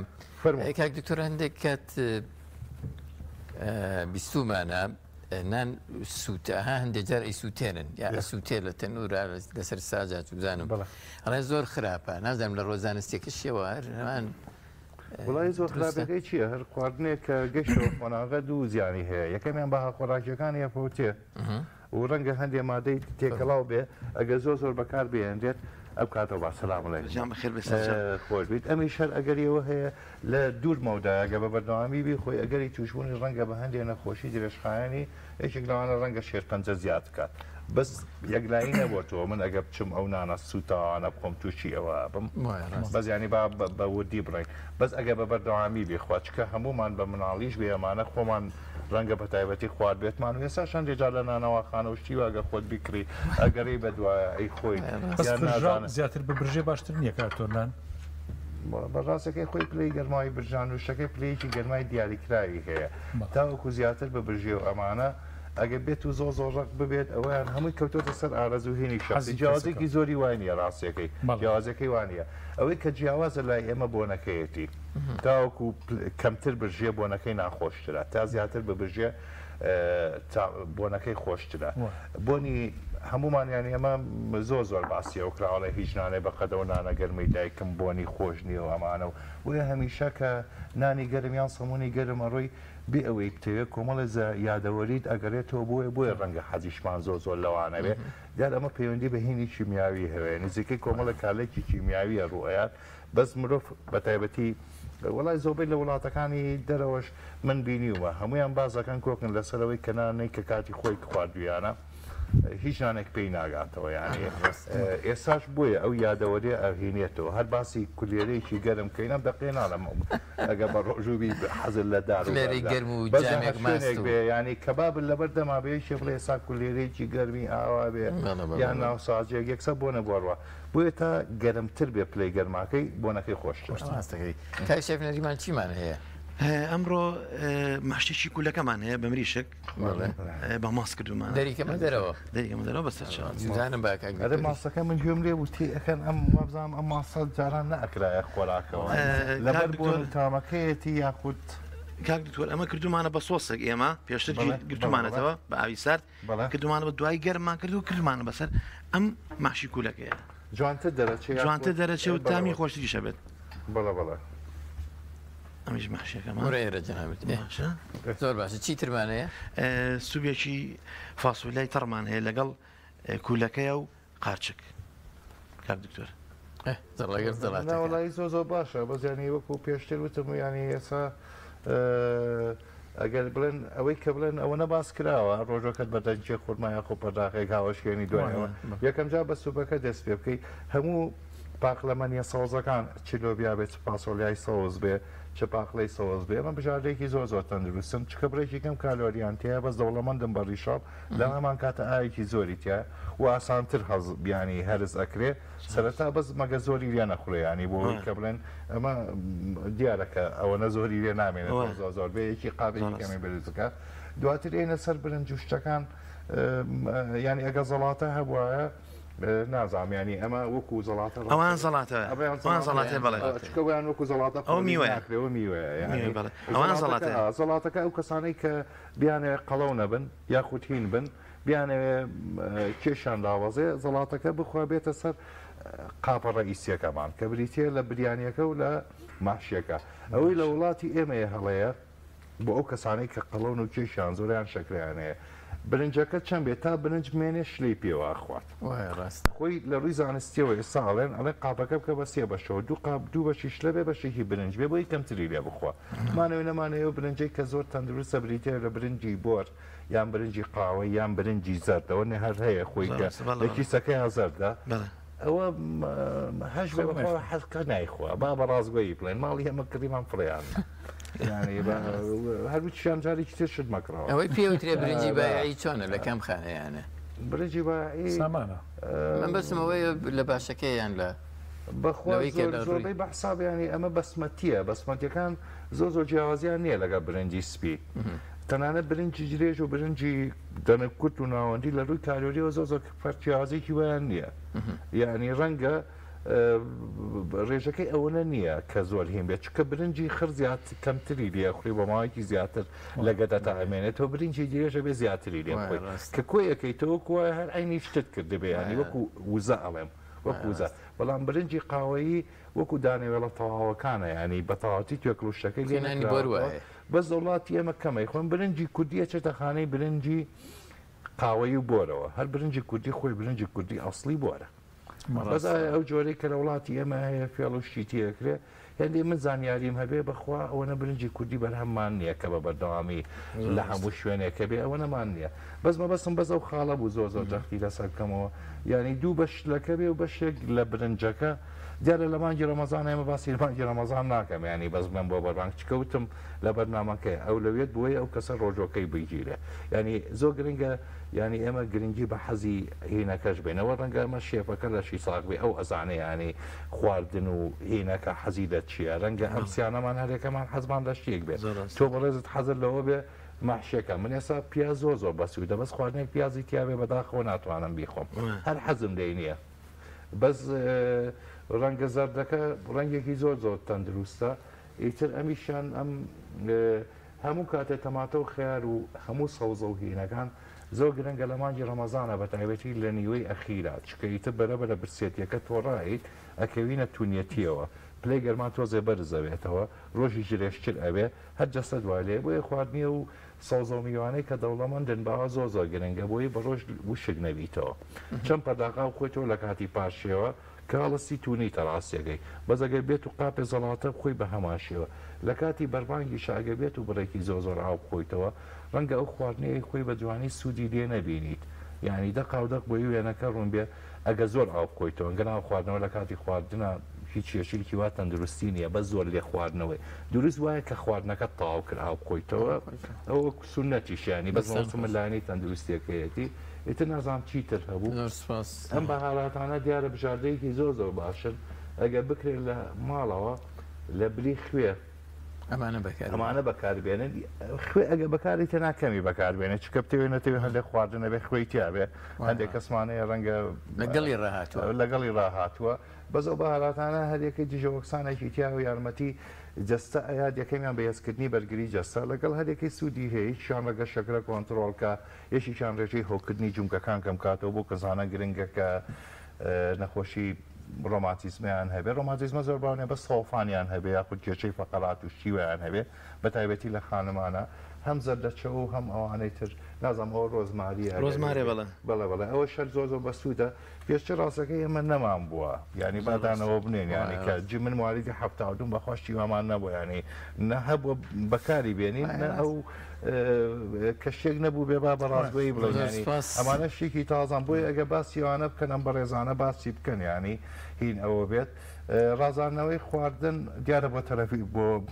بۆ ئەو کەسانە ڕەنگە شتێکی باش نەبێت کە ئێستا بەڕۆژون بەزمە بەسمێ ئەوە لە ماڵەوە ئەو شێوازی میوەیە ئەگەر بیان نەپێشەوە چکێمە کێشەمان هەیە لە مناڵان و لە مێرمناڵانە میوە ناخۆن بە تایبەتی لە مناڵانە ئەوە یشێکە لەو شێوانەی ئەگە بۆ شێوەیە بڕازان بێتەوە دیارە بقەبە لە ماڵێکی چەند کەسی کەمە بە شێوێ زۆر گرنگە بۆی مناڵەکە تەرجیع بێ وەگە بێت و دایکەکە مناڵەکە لەگە خۆیان بێنێ بەیەکەوە ئامادەیکەن زۆر گرنگە بۆی مناڵەکانمان فێریەوە بکەین کە شتەکە بخۆن هەمیشە ئەو خواردنەی کە خۆت ئامادەیەکەی ناخۆشیش بێ هەر پێت عیبە هەرە بێبی خۆی وانە ئەو شێوازی ڕازانەوە لەشی کاکە ساغ بێت بۆ هەموو لایەنی زێتماندایی بەڕێز دکتۆر کامەران شازڵەی سپۆڕی خۆراک کە ڕێنمایی و زانیاری زۆر بە سوودی پێبەشین سپاس دەکەین بۆم دەرفەتەوە بە هیوای تەندروستێکی باش هەموو هاونیشتیمانیان و هەموو مسلمانانی جیهان سپاس بینەرە بەڕێزەکان ناو بڕێک وەردەگرین دەگەڕێینەوە وڵاتە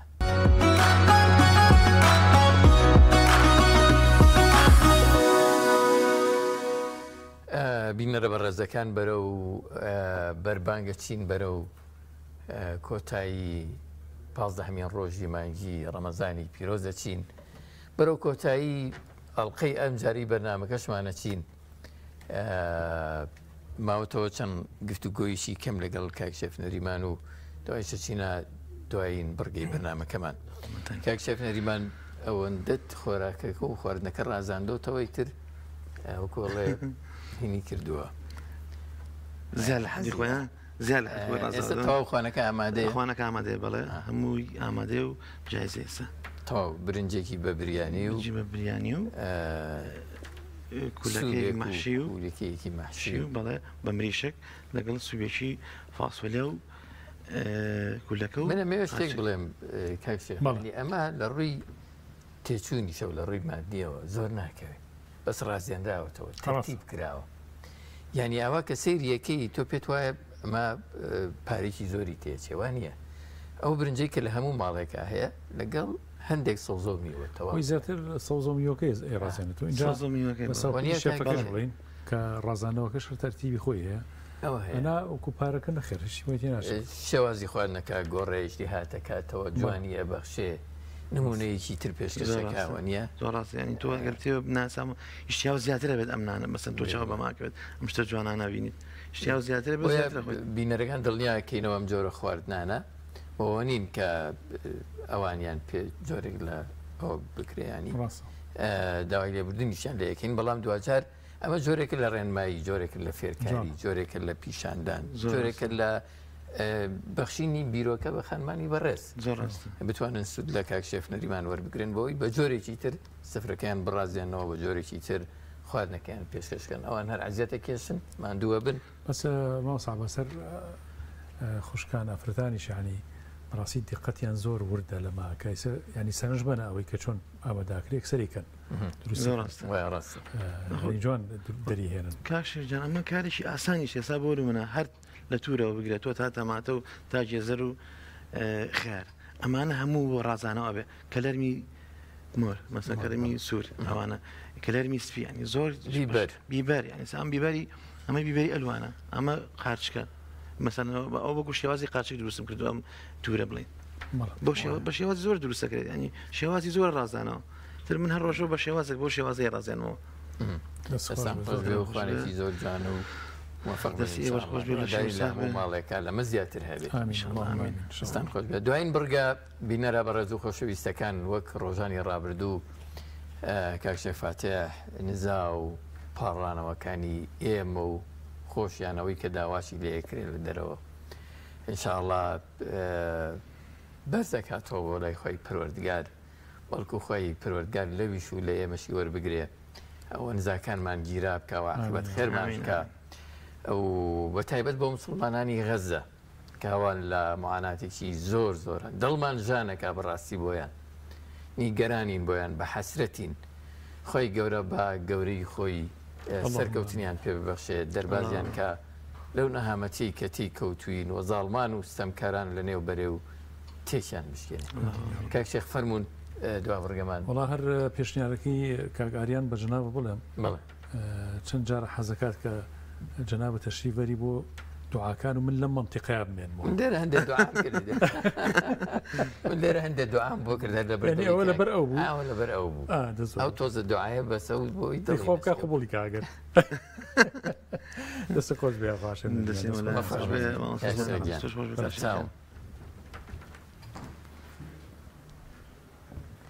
بینەرە بە ڕێز و خۆشەویستەکان بە کۆتایی هاتنی نزاکان و دوعاکانی کاکشێخ فاتح دێنە کۆتایی ئەڵقی ئەم جارەی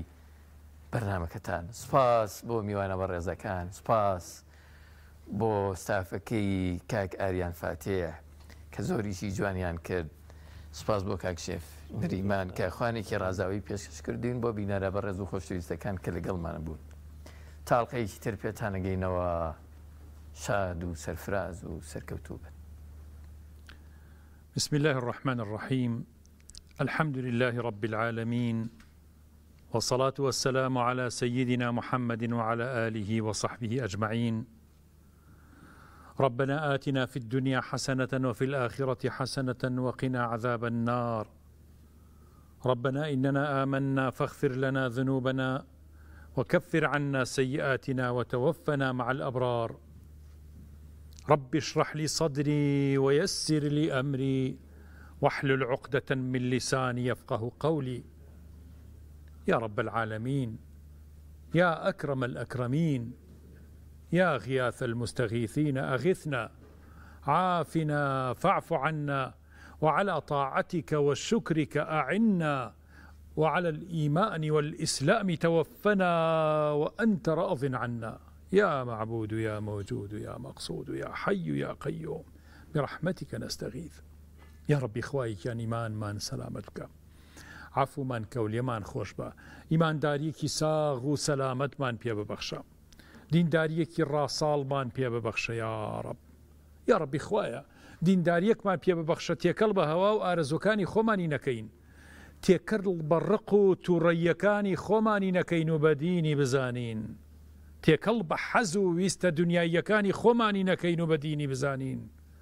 یا ربی ئەو دینەمان پێ ببەخشە و ڕۆشنایی بخەرە سەر ئەو جۆرە دینداریەی کە تۆ قبوڵیەکەیت، کە لە ژێر سنەت و قورئانی پیرۆزایە، کە لە ژێر ڕۆشنایی شەریعەتی مبارەکی ئیسلامە پیادەی بکەین یا رب. تەوفیقمان بە بۆ ئەو جۆرە دینداریە، دامەزراومان بکە، نەوە و ڕۆڵەکانمان لەسەر ئیمان و ئیسلامەتی دامەزراو بکە. یا ربی خوای گیان زۆرن و خوشک و برانی کە داوا ئەکەن و دوعا ئەکەن ئەپاڕێنەوە لە تۆ کە مناڵەکانیان سەرگەردان بووە، یا غافڵ و بێ ئاگایە، یا دین و ئیمانی نەماوە یاخود لاواز بووە. خوایە گیان هیدایەتیان بۆ بنێرە. خوای گیان ئەو دایک و باوکانە زۆرن کە ئەم دوعا و پاڕانەوەیان هەیە، ئیلاهە العالەمین هیدایەتی ئەو گەنجانە بە یا رب، ئەو کچ و کوڕانەی کە لایان داوە و نوێژ و تاعەتیان نەماوە، دینیان لاواز بووە، ئیلاهە العالەمین دڵخۆشیان کە بەوەی کە هیدایەتیان بیت. شیفای نەخۆشەکان بدە یا رب، یا شافی شیفای نەخۆشەکان بدە. ئیلاهە العالەمین ئەوانەی تا ئێستا ژیانی هاوسەرێتیان دروست نەکردەوە بە کەسی باش و شیاویان بگەێنە بە حورمەت و دین و ئیمان یا رب العالەمین، بشنە ماڵ و منزڵی خۆیان و ئاوەدانی لە شوێنێکا دروست بکەن و ئەم ئومەتە زیاد بکەن ئیلاهە العالەمین. یا ربی ئەوانەی قەرزارن قەرزەکانیان بنەوە، ئەوانەی کەم ڕزقن خوایە ڕزقی واسعیان پێ ببەخشە. یا ربی خوای گیان ئاوەدانی و مەحەبەت و هەرزانی و خۆشی و سەروەت و سامان بگەڕەوە بۆ ناو ئەم میلەتەمان و بۆ ناو موسڵمانان و بۆ سەرجەم سفرەکان قەرەباڵغ بکەرەوە بە نیعمەتەکانی خۆت ئیلاهە العالەمین. شەڕ و ئاشوب و فیتنە و بەڵاو موسیبەت لە کوردستانەکەمان و لە عێراق و لە ناوچەکەمان دوور خەرەوە یا رب. یا ربی خوای گیان موسڵمانانی غەزە سەرفراز و سەرکەوتوو بکە و ڕزگاریان بکە ئیلاهە العالەمین. ئەو ئاگربەستەی کە ئیعلان کراوە یا رب، یا ربی ئەو شەڕ و فیتنەیە کۆتایی پێبێ ئیلاهە العالەمین. یا رب العالمین کۆتایی پێبێت و مەزلومەکان ڕزگار بکە و زاڵمەکان لە ناوبەرە یا رب. یا ربی تەوفیقمان بە و هیدایەتمان بە، دامەزراومان بکە و ئیمانمان سەلامەت بکە، لە ڕۆژی مەحشەرا شەرمەزاری بەربارەگای تۆ نەبین یا رب. ڕزقی حەڵاڵمان پێ ببەخشە یا رب، ڕزقی حەڵاڵمان پێ ببەخشە، لە ناو حەڵاڵەکانی خۆتا بمانژێنە یا رب. یا ربی خوای گیان دینمان بەهێز بکە و عاقبەتمان بەخێر بگێڕە، عاقبەتمان بەخێر بگێڕە، سوئی خاتیمەمان توش نەبێ یا رب. یا ربی خوای گیان هەر برایەکی مسلمان، هەر خوشکێکی ئیماندار لە هەر شوێنێکی ئەم سەر ئەرزەیە، بە تایبەتی برا و خوشکە کوردەکانمان لە دەرەوەی وڵات یا رب العالەمین، لە ناو کوردستانە، لە پارچەکانی تری کوردستان ئیلاهە العالەمین، هەر دوعا و پاڕانەوەیەکیان هەیە دوعاکانیان گیرا بکە، دوعاکانیان وەربگرە، خۆیان قبول بکە، مناڵەکانیان مەحفوظ بکە، هیدایەتی زیاتریان بدە، بەردەوامیان کە لەسەر تاعەت و زیکر و عیبادەتی خۆت، شەوقی عیبادەت و ڕۆشنایەکانی عیبادەت زیاتر بخەرە دڵیان یا رب، تام و چێژی عیبادەت بچێژن ئیلاهە العالەمین لەگەڵ ئێمە و سەرجەم ئیمانداران و موسڵمانان. یا ربی خوای لە مردووەکانمان خۆش بە، بە تایبەتی دایکان و باوکانمان کە وفاتیان کردووە، ئەوانیان کە ماون ئیلاهە العالەمین یا کەریم و یا الله و یا حی و یا قەیوم، عاقبەت خێریان پێ ببەخشە، دووری لە بەڵاو و موسیبەتیان پێ ببەخشە، لە براو خوشکەکانمان، ماڵ و مناڵمان، سەرجەم ئازیز و خۆشەویستەکانمان، سەرجەم موسڵمانان و دینداران ئیلاهە العالەمین، سەرفرازی دنیا و قیامەتمان بکە یا رب. یا ربی خوای گیان هەموو دوعاکانمان وەربگرە ئیتقانمان لە عەمەل و لە ئیمانە پێ ببەخشە وردەکار بین لە عیبادەتەکانمانە و هەروە بە هاکەزایی نوێژەکانمان ئەنجام نەدەین قوڵبوونەوە و تەفەکر و خوشوعمان پێ ببەخشە لە ناو نوێژە یا ڕەبی خوای گیان دوعامان پێ ببەخشە هیممەتی دوعاکردنمان پێ ببەخشە هیممەتی مناجاتمان پێ ببەخشە یا ڕەبی خوای گیان ئامینەکانی فریشتەکان زیاد بکە بۆ ئەم دوعایەی ئێمە ڕزگارمان کە لە دنیا و لە قیامەتە شەرمەزاری دنیا و قیامەت نەبین سەتری گوناهەکانمان بکە لە دنیا و لە قیامەتە عفو مەغفرەتی خۆتمان پێ ببەخشە و 15 ڕەمەزانە و بەرەو ئاوابوونی مانگی پیرۆزی ڕەمەزانە ڕۆین یا ڕەبی خوای گیان بەرەو کەمبوونەوەی ڕۆژەکانی تەمەنی خۆشمانە ڕۆین یا ڕەب عاقیبەتمان بەخێر بگێڕە و دینمان دامەزراو بکە لە بەیانیەکی زۆر زوو یاخود ئێوارەیەکی زۆر درەنگە ئاگەینە بەرزەخ یا ڕەبی خوایە ئەو دەهشەت و ئەو تەنهایی و غوربەتەمان بەعەفو مەغفیرەتی خۆت بشکێنە یا ڕەب بەو فریشتانەی کە پێشوازیمان لێکەن زۆر بە گەرمی نەک بە ساردی و بە ڕقوکین پێشوازیمان لێ بکەن یا ڕەب عەفو مەغفیرەتی خۆتمان بەنصیب بکە لە لەحزەیە لە لەحزەکانە ئێمە ئەگەڕینەوە بۆ لای تۆ عەفومان کە اللهم إنك عفو كريم تحب العفو فاعف عنا لەناو ذکر و تاعەتی خۆتا بمان ژێنەوە بمان مرێنە و زیندومان بکەرەوە لە مەیدانی حشرا یا رب العالمین فریامان کەوە کەمترین ماوە لە مەیدانی حەشرا بمێنینەوە و زوو ڕزگارمان کە ئیلاه العالمین یا ربی خوای گیان لەو قافڵە ئیماندارانە بین کە پێغەمبەری خوا صلی الله عليه وسلم دەستیان ئەگرێت و یان باتە ناو بەهەشت یا رب بەهەشتەکەی خۆتمان بەنصیب بکە. ئەم برا عزیز و خۆشەویستانی کەناڵی ئاسمانی پەیام و هەر شوێنێک و هەر دەستگایەک و هەر شوێنێک یا رب العالمین کە پەخشی خێرەکەن ئیلاه العالمین دەستیان بگرە و هیممەتیان زیاد بکە و دوعاکانیان گیرا بکە و خۆیان و ماڵ و مناڵیان مەحفوظ کە و ڕزقی واسعیان پێ ببەخشە. اللهم آمين آمين آمين يا مجيب السائلين ويا أرحم الراحمين ويا أكرم الأكرمين. سبحان ربك رب العزة عما يصفون وسلام على المرسلين والحمد لله رب العالمين والسلام عليكم ورحمة الله وبركاته.